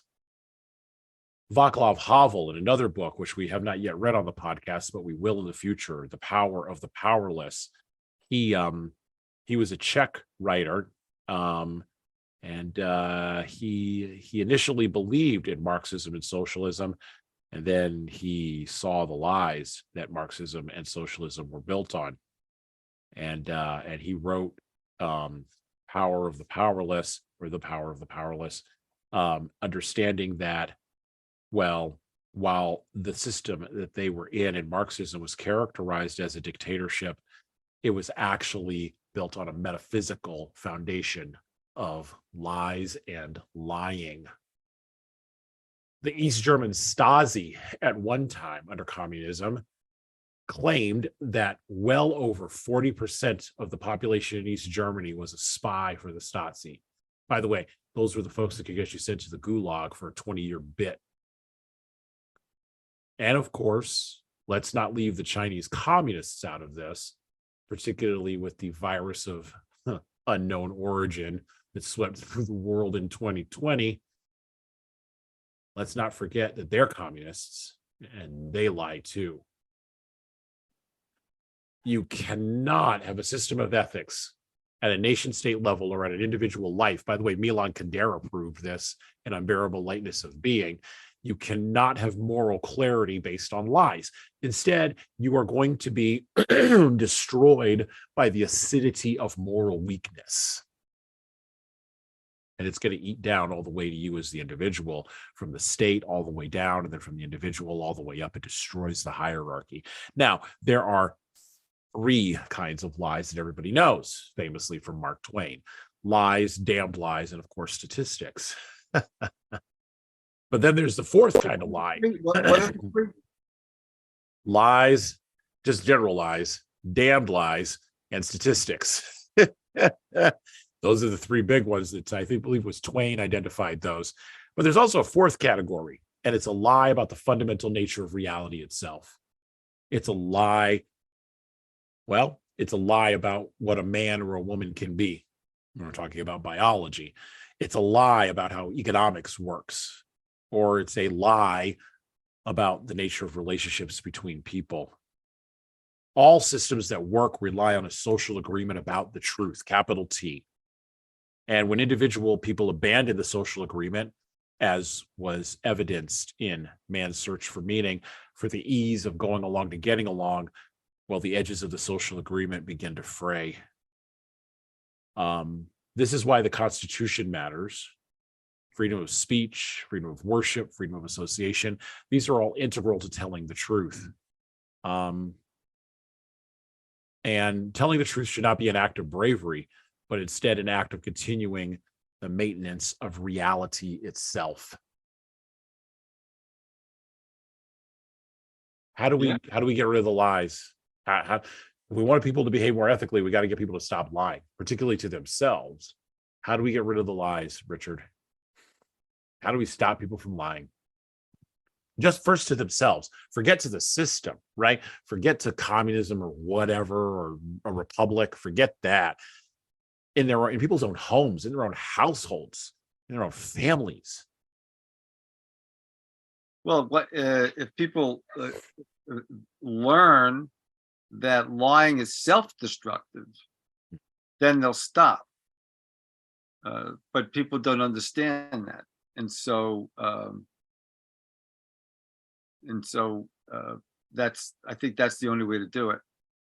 If you don't understand that it's self-destructive, then people will keep lying. People lie. The kind of lying you're talking about is done because the person who's lying is doing it for serving himself. Mm-hmm. He's serving himself by lying. He thinks he's serving himself by lying. There are lies that don't work that way, right? And when you want to have a surprise birthday party for someone, so you lie to the person, right? So that's not self-serving. And so if if saving another person's life requires you to lie to someone else, or to lie, that's not self-serving. You're saving somebody's life, so that's right. ethical, right? But most lies, the kinds of lying you're talking about, is all self-serving, and so it's the opposite. If people understood that it's self-damaging to lie, if you think you're actually helping yourself survive by lying to somebody to serve yourself, it doesn't work. It's the opposite. So people don't understand it. And so now there are cases where you have to lie in order to survive. There are certain cases there where you have to lie to survive, and in those cases, it's probably ethical to lie. So you have to understand ethics in order to know when it's appropriate to lie and when it's not appropriate to lie. Right.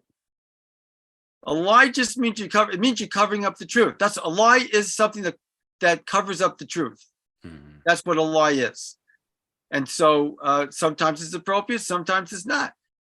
That requires wisdom. And so most people are operating in order to survive. Most people's decision making is for their own survival. That's biologically how we're designed. The biology is designed for survival, and it's sending every signal that goes into your mind that you didn't generate, that just flows in there. It's all survival based. And most people don't realize that. So they're listening to all that stuff, that voice, that's all those signals, the thoughts, the feelings, the body sensations, the emotions, the desires. They're listening to all that stuff. They think it's them. They think that's them talking to themselves. It's presented to them that way. That's go back to the Garden of Eden. There's only three voices in the Garden of Eden: the voice of wisdom, the voice of the opposite of wisdom, which is the villain. Mm-hmm. And the villain is presented in the Bible as a friendly creature. Right. And he's the opposite. He's the opposite. He's the enemy. He's not a friend. And so if you can't distinguish the two, you're screwed. Not to put too fine a point on it. Okay, so both Solzhenitsyn in the Gulag Archipelago and Havel in Power for the Powerless and Frankl in Man's Search for Meaning both circle around the same idea of telling the truth, right? So when Frankl says, I decided I was going to answer all questions truthfully, the ellipsis on the end of that is, even if it led to my death, which it very likely in a situation like that, like you're going, I mean, the tension, am I going to the gas chamber today or not? Like you're living with that in ways that, again, I'm not minimizing, I want to be highly respectful of the account. We cannot imagine that kind of terror and constantly living under that kind of terror because we have nothing like that right now. As bad as things might have been during COVID, no one was getting put on trains and put in ovens. Exactly. So let's all be real here for a minute. However, there is a discussion to be had and an argument to be made that what gets you to the trains and gets you to the ovens is a series of lies. Lies that are told gradually, that whole smash mouth incrementalism thing, and that are believed gradually and then are acted on gradually. The most important thing, other than committing to tell the truth yourself, I think, is if you see a lie or hear a lie, you confront the lie. And of course, when you confront the lie, you confront the liar. People struggle with this.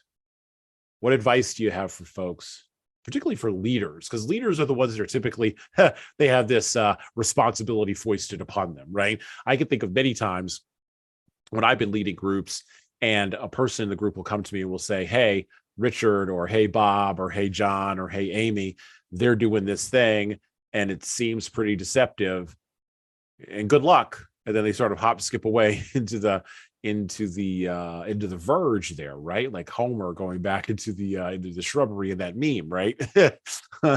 And they expect you to solve the problem. And congratulations, they've handed you this, they've handed you this thing that you now have to be accountable for. How do leaders in situations like that, how do you confront liars? And actually that was really hard for me, because if I didn't hear the lie, I'm getting a third report of the lie. Now I have to separate that out from rumor and gossip and myth and storytelling. I have to go do investigation. There's all these steps I have to do. And at the end of the day, I still might not find out the capital T truth. And I still got to go confront that person. So how do leaders confront liars? Well, I'll tell you how I do it. First of all, a true leader is serving his people. That's his purpose, is to serve. And when you serve your people wholeheartedly, they will serve you in return, naturally, unless they're, unethical. Mm-hmm. Now, so if you know that somebody that you're dealing with, you're a leader, so you're dealing with somebody, I'm assuming they're either reporting to you directly or they're somehow they're in your organization. So I know that person, if he's resorting to lying, his life is not, he's in trouble. Mm-hmm. He's in trouble. And so I would invite him into my office and I would sit down with him. And coming from a place of compassion and empathy, and kindness and service, I would start to talk to him about what it is that, I'm observing. And I will, as he responds to me, I will get a sense of whether this person is someone that I could coach, someone who I could, coach. Basically, you can't coach someone unless they're willing to be coached. So you have to ask the person, unless you already have a relationship with them such that they're open to your coaching, you have to ask them for permission to coach them. So I would ask the person, I'd like to coach you if I may. You're in my organization. I at this point I have, I'd like you to remain in my organization, but I feel the need to coach you because I'm observing something that I think you need some coaching on. And if he says, fine, sure, then I will then proceed to do that. And so that's how I would confront someone who I think is lying or is a liar. If the person's behavior doesn't change, if I don't observe a change, then I would probably terminate the person. Now, Donald Trump, he had a different technique. He was very clever. When he would hire someone new, he would call them into his office, sit them down, close the door, and he would say to the person, "Do I have your loyalty?" Now, when you ask someone that question, you're trapping them. Right. Because they can't say no. So they're going to say yes. And when they leave you, when they left Trump's office, now they know they have to prove to Trump that they're actually loyal. And that's going to drive their behavior, their performance. They now have to prove that they're really loyal because that's what Trump's looking for. And so that's how he did it. That's how he would, but that's an unethical method. Right. That's an unethical method because you're trapping the person and, that's unethical. And so I just thought I'd throw that in there because I think, he used to do that. I don't know if he still does it. I mean, he met with Comey. Remember he met with Comey? Oh, yeah. I remember that. I remember all of that. All of that. All those shenanigans. Oh, yeah, absolutely. Well, and in that case, the the challenge of taking that kind of method is that's like taking Tinker Toys to a construction site. That's the analogy there. If you're in a space where politics and power have come together, like Washington, D.C., as sort of perfect bedfellows. And by the way, they've been bedfellows since time out of mind, since it's Moses was in short pants. Then that kind of question just reveals your amateurishness. It reveals that you're operating an amateur hour. And of course, a guy like the FBI director is going to go out and do something different. Of course they are. When he does that to people, he observes their reaction. Right. That's why he does it, because it's a trap, and he wants to see how people deal when they're in that trap. He wants to see if they're really loyal. So that's what he did. Now, when you ask someone for permission to coach them, right, you're doing the opposite. You're giving them a choice. You're saying, "Look, I want to coach you. May I coach you?" Now, if the person says no, the person could say no. So in a sense, here's something very interesting. That could also be viewed as a trap, right? What's he going to say? The guy reports to you. He's in your organization. You're asking him permission to coach you. What's he going to say? No. So that could be viewed as a trap also. The problem is that asking people questions, when you ask someone any question, and they know you're asking, and it's clear to everybody that you're asking them, the person's asking you the question, you have to respond. Right. You don't have a choice. So you're actually being trapped every time someone asks you a question, even if the response is not to respond. Well, not to respond. Right. And we see this with Frankl, right? Like there's some questions he was going to not respond to, right? He just wasn't going to respond. Right. Or if he was going to respond, he was going to respond truthfully. Right. Exactly. And those were his only two options. You know, he built himself up, he built himself boundaries, right? Which boundaries are a box. And he put himself in a box and he pulled the lid shut. What impressed me about that approach, and I think is relevant for leaders, is even if that approach went to the extreme end of death, that was going to be the approach he was going to take. And that implies a level of clarity as to the nature of the commitment that you're making. And I think a lot of leaders struggle with understanding the clarity of the nature of the commitment they've made when they declare themselves or when they are declared by the organization to be leaders. Exactly. I totally agree with you. You have to be willing to be fired. Okay. You have to be willing to, if you're going to be a leader, you have to be committed to the truth. You have to be committed to serving people, even if it results in you being fired. That requires courage. To be ethical in an unethical world requires courage. Boom. That's it. You want to be a leader? You have to have courage. We in the training stuff that I do around leadership development, and I even wrote about this in my book, 12 Rules for Leaders, which you can pick up everywhere. It's available out. Been out since like April. You can go get it. That's the pitch. We talk about the 3 C's, right? So I built this framework for understanding communication because a lot of the lack of clear communication comes from a lack of clear thinking, and a lack of clear thinking then leads into a whole bunch of other problems for leaders. Anyway, the 3 C's framework. The first C is clarity. You need to be clear. Clear in your own thoughts, clear in what you're thinking. The number of leaders that I consistently encounter who lack clarity in their thinking is kind of stunning. Yes. It's insane. But then the second C that you have to have is the ability to be candid. And candid means telling the truth, not the brutal truth, but telling the truth in sort of a Viktor Frankl kind of way.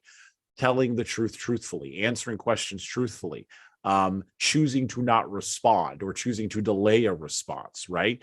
Even if that means you might be fired or you might be not promoted or your status might be reduced, there has to be risk. There has to be, as Nicholas Nassim Taleb would say, there has to be skin in the game, right? Yes. But then the third C in that structure, and I don't think those other 2 C's operate, because you can be clear and you can be candid, but this is that all the way to firing thing or all the way to the gas chamber thing. You have to have courage, which is exactly what you just said. And that's the third C. So those are the 3 C's of leadership communication. And we've built an entire model based off of that, that we use. We don't overlay it atop ethics, although we probably should. But that framework exists to provide leaders with a roadmap for how to think about confronting liars. Yeah. The world is hard and dangerous. Yeah. You have to have courage to engage the world if you're gonna change the world. Right. There's no 2 ways about it. Well, and leaders should probably be focused on changing the world. I want to talk a little bit about logotherapy as I sort of round the corner here. And so back to the book, back to Man's Search for Meaning. We're going to move along from Frankl's experiences in a concentration camp. The edition that I have has 3 different sections. So it has Frankl's experiences in a concentration camp, which some versions don't have the other 2 sections. But it has his part 1, the experiences, which is about 115 pages. Then you've got a second part, which is called Logotherapy in a Nutshell. And that's around 60 pages or so, 40 to 60 pages or so. And then you've got a postscript, The Case for Tragic Optimism, which was the speech I referenced earlier that he made in 1984. So I'm going to read from my version, just a little tiny sample, and that'll kick us off to talking a little bit about logotherapy and as we round the corner on our close here today on man's search for meaning. So, and I quote from Viktor Frankl, logotherapy in a nutshell, the existential vacuum. The existential vacuum is a widespread phenomenon of the 20th century. This is understandable. It may be due to a twofold loss which man has had to undergo since he became a truly human being, since he fell out of the garden and fell into history. That's my little addition on that. At the beginning of human history, man lost some of the basic animal instincts in which an animal's behavior is embedded and by which it is secured. Such security, like paradise, is closed to man forever. Man has to make choices. In addition to this, however, man has suffered another loss in his more recent development, inasmuch as the traditions which buttress his behavior are now rapidly diminishing. No instinct tells him what he has to do, and no tradition tells him what he ought to do. Sometimes he does not even know what he wishes to do. Instead, he either wishes to do what other people do, conformism, or he does what other people wish him to do, totalitarianism. A statistical survey revealed that among my European students, 25% showed a more or less marked degree of an existential vacuum. Among my American students, it was not 25, but 60%. The existential vacuum manifests itself mainly in a state of boredom. Now we can understand Schopenhauer when he said that mankind was apparently doomed to vacillate eternally between the two extremes of distress and boredom. In actual fact, boredom is now causing, and certainly bringing to psychiatrists, more problems to solve than distress. And these problems are growing increasingly crucial. For progressive automation will probably lead to an enormous increase in the leisure hours available to the average worker. The pity of it is that many of these will not know what to do with all their newly acquired free time. Let us consider, for instance, Sunday neuroses, that kind of depression which afflicts people who become aware of the lack of content in their lives when the rush of the busy week is over and the void within themselves becomes manifest. Not a few cases of suicide can be traced back to this existential vacuum. Such widespread phenomena as depression, aggression, and addiction are not understandable unless we recognize the existential vacuum underlying them. This is also true of the crises of pensioners and aging people. Moreover, there are various masks and guises under which the existential vacuum appears. Sometimes the frustrated will to meaning is vicariously compensated for by will to power, including the most primitive form of the will to power, the will to money. In other cases, the place of frustrated will to meaning is taken by the will to pleasure. That is why existential frustration often eventuates in sexual compensation. We can observe in such cases that the sexual libido becomes rampant in the existential vacuum. An analogous event occurs in neurotic cases. There are certain types of feedback mechanisms and vicious circle formations, which I will touch upon later. One can observe again and again, however, that this symptomology has invaded an existential vacuum, wherein it then continues to flourish. In such patients, what we have to deal with is not a neugenic neurosis. However, we will never succeed in having the patient overcome his condition if we have not supplemented the psychotherapeutic treatment with logotherapy. For by filling the existential vacuum, the patient will be prevented from suffering further relapses. Therefore, logotherapy is indicated not only in neugenic cases, such as pointed out above, but also in psychogenic cases, and sometimes even the somatogenic or pseudo-neuroses. Viewed in this light, a statement once made by Magna B. Arnold is justified. Quote, "Every therapy must in some way, no matter how restricted, also be logotherapy." Close quote. Let us now consider what we can do if a patient asks what the meaning of his life is. Yeah. I just want to show you something. Yes. Did I ever show you this book? No. And if you can't see it on the, obviously you can't see it if you're listening. So I'm going to read the title of the book that Richard is holding up. It's Paradoxical Psychotherapy, Theory and Practice with Individuals, Couples, and Families by Gerald R. Weeks, PhD, and Luciano Labate, PhD. I don't know what edition it is, but he's holding it up right now, and you can check that out when you're listening to the podcast. I'll have the title of it in the show notes. But go ahead, Richard. I was just going to say, when I actually discovered that there was such a thing as paradoxical psychotherapy, remember I told you that my intellectual property, my paradigm that I developed about the paradoxical nature of chronic human problems, freedom, and ethics. I started Googling paradox to see what was out there, so I can really understand what this paradox phenomenon is, I found this book. Then I bought the book, and it blew my mind because people start to get well when the therapist places them into a paradox. And so, anyway, I think if you remember when you read Viktor Frankl's book, his main technique is called paradoxical intention. Yes. Yeah. So I assert that paradox, if you don't understand paradox and the paradoxical nature of us, then, well, I'll put it to you this way. If one does understand it, then you'll have a tremendous advantage in understanding yourself, controlling yourself, preventing chronic problems for your in your businesses and in your personal life, and solving them when you've got them. And so, anyway, that's my pitch. Well, talk a little bit about, because I do think that when I started reading Answers for Meaning, and I read The Case for Logotherapy, and then I read his speech there, I had not had any exposure to a formalized understanding of logotherapy. But literally, the first thing that I thought of was Carl Jung.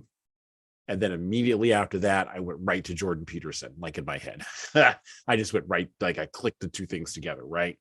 Because I think what Dr. Peterson currently is doing in the public, if you're watching him carefully and closely and not just writing him off as some alt-right avatar or somebody who just talks to young men, but I mean, he does, and he's not. What you see is he's doing logotherapy in public. You can see him actually doing it in public. Interesting. When you look at a lot of what some of, and by the way, he's probably at the top of the mountain of these guys, that includes a list like David Goggins and Joe Rogan and Jocko Willink, and I'm naming a bunch of names that people will know, which are again politically associated with right-leaning tendencies, but the reality is they're actually apolitical. They're talking about the nature of reality itself, which is exactly what logotherapy does. And it frames existentialism or existential despair not as a philosophy to be toyed with, as Albert Camus framed it, but instead as a vacuum to be filled. I wouldn't even say a problem to be solved, it's just a vacuum to be filled. Would you say that's accurate? I completely agree. When in the change agent course, very early on in the course, there's one slide on the 3 human factors that are required for personal fulfillment: freedom, meaning, and growth. If you lack freedom, meaning, and growth, you're going to feel a void. You're not going to feel personally fulfilled. There's going to be a void there. And then the person has to fill the void in order to, because that void is like a feeling of suffering. It's an emptiness. It's a suffering. Mm-hmm. And so people look to fill the void in wrong places. That's the problem. Right. And so I don't want to go into any more detail than that. No. But I totally agree. There's a void there. Exactly. You got to fill that up with meaning, with something that generates meaning. Well, I want you to talk a little bit as we turn the corner here, because we're at the close of our time together. And I want to thank you for coming on the podcast and talking passionately with me about Frankl, about meaning, about ethics, about evil. Sort of wandering through my brain battlefield as I sort of wind through these different concepts, and as we try to bring meaning to leaders, right? Try to get them to understand ideas that I think are having a direct material impact on them right now. I just want to offer you the opportunity, if you'd like to do some R&D with me. We could do a project where we teach some of your clients the change agent and see how that impacts their effectiveness as being a leader. Well, let's talk about that offline. Absolutely. That's a great idea. For those of us who are listening, though, to the podcast, how do we get engaged with the Change Agent course? What is that? And how can that help leaders stay on the path? Why don't you go ahead and talk a little about that? And we'll have links to where you can get a hold of Richard Messing, Cotel Group, the Change Agent, and all that. But talk a little bit about that here as we close. Sure. So the Change Agent course is offered as a program through the Cotel business community. And the Cotel business community is at Cotel Business, Kotel business.org. If you go there, you'll see the landing page, and then you click on programs, and you can read about the Change Agent course. It's free. It's free to become a member of the community, and it's free to take the course.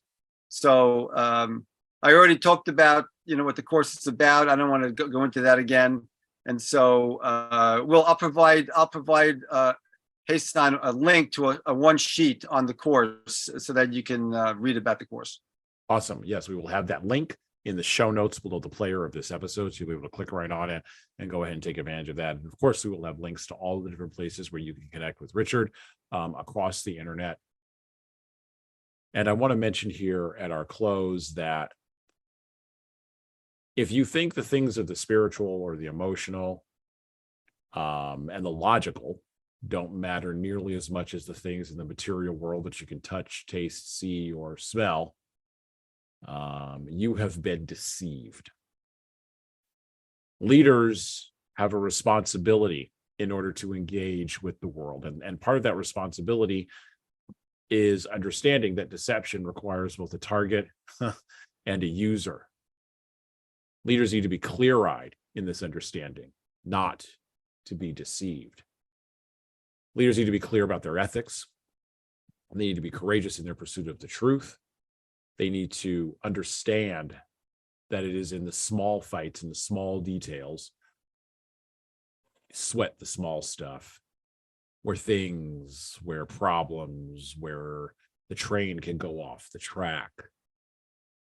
Frankl wasn't looking to go to a concentration camp, just like Solzhenitsyn wasn't looking to go to the gulag. But these situations happened. And I take from Alexander Solzhenitsyn here a couple of ideas that I think Frankl would say are correct. The line between good and evil runs through every human heart. It's not just the heart of our politicians or of our celebrities. It's not just the heart of quote unquote important people. It's the heart of the average human being, the average leader in the average town doing average things. Where do you think they got the guards at the gulags from, or the Nazi SS guards?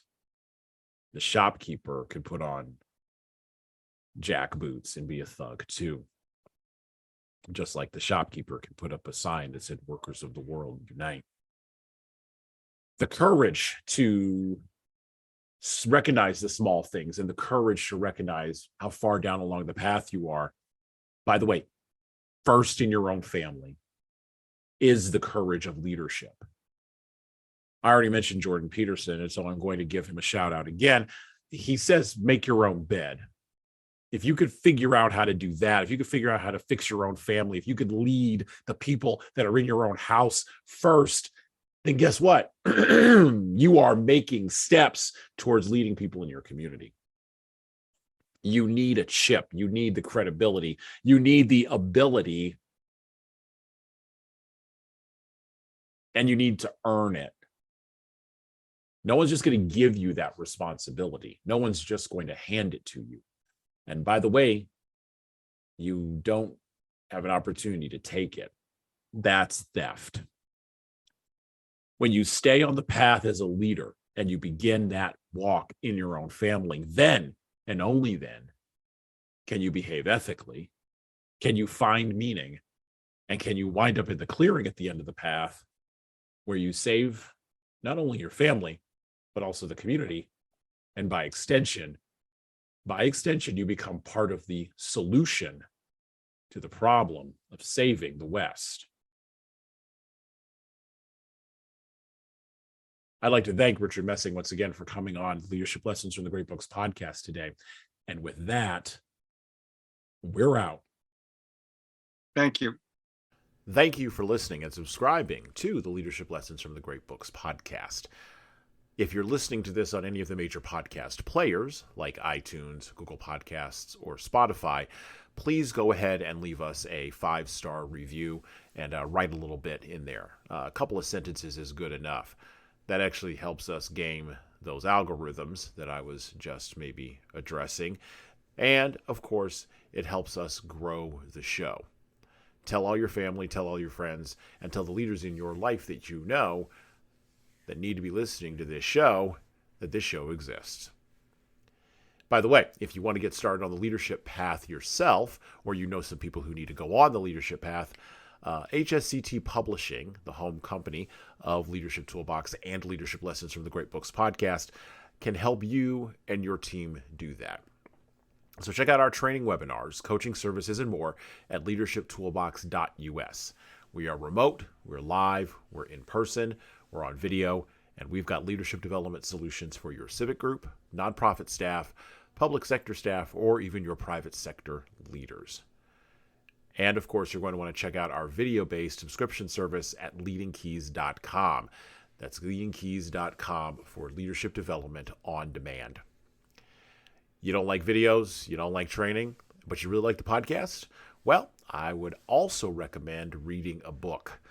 Matter of fact, I'd recommend reading my most recent book, 12 Rules for Leaders, The Foundation of Intentional Leadership. You can get that in paperback, hardcover, or as an ebook on Amazon, Barnes & Noble, Kobo, Ingram Spark, and any other place that you order books online. Finally, of course, we're on YouTube just like everybody else is. We'd love to have you help us grow the YouTube channel, so like and subscribe to the video version of this podcast on the HSCT Publishing channel on YouTube.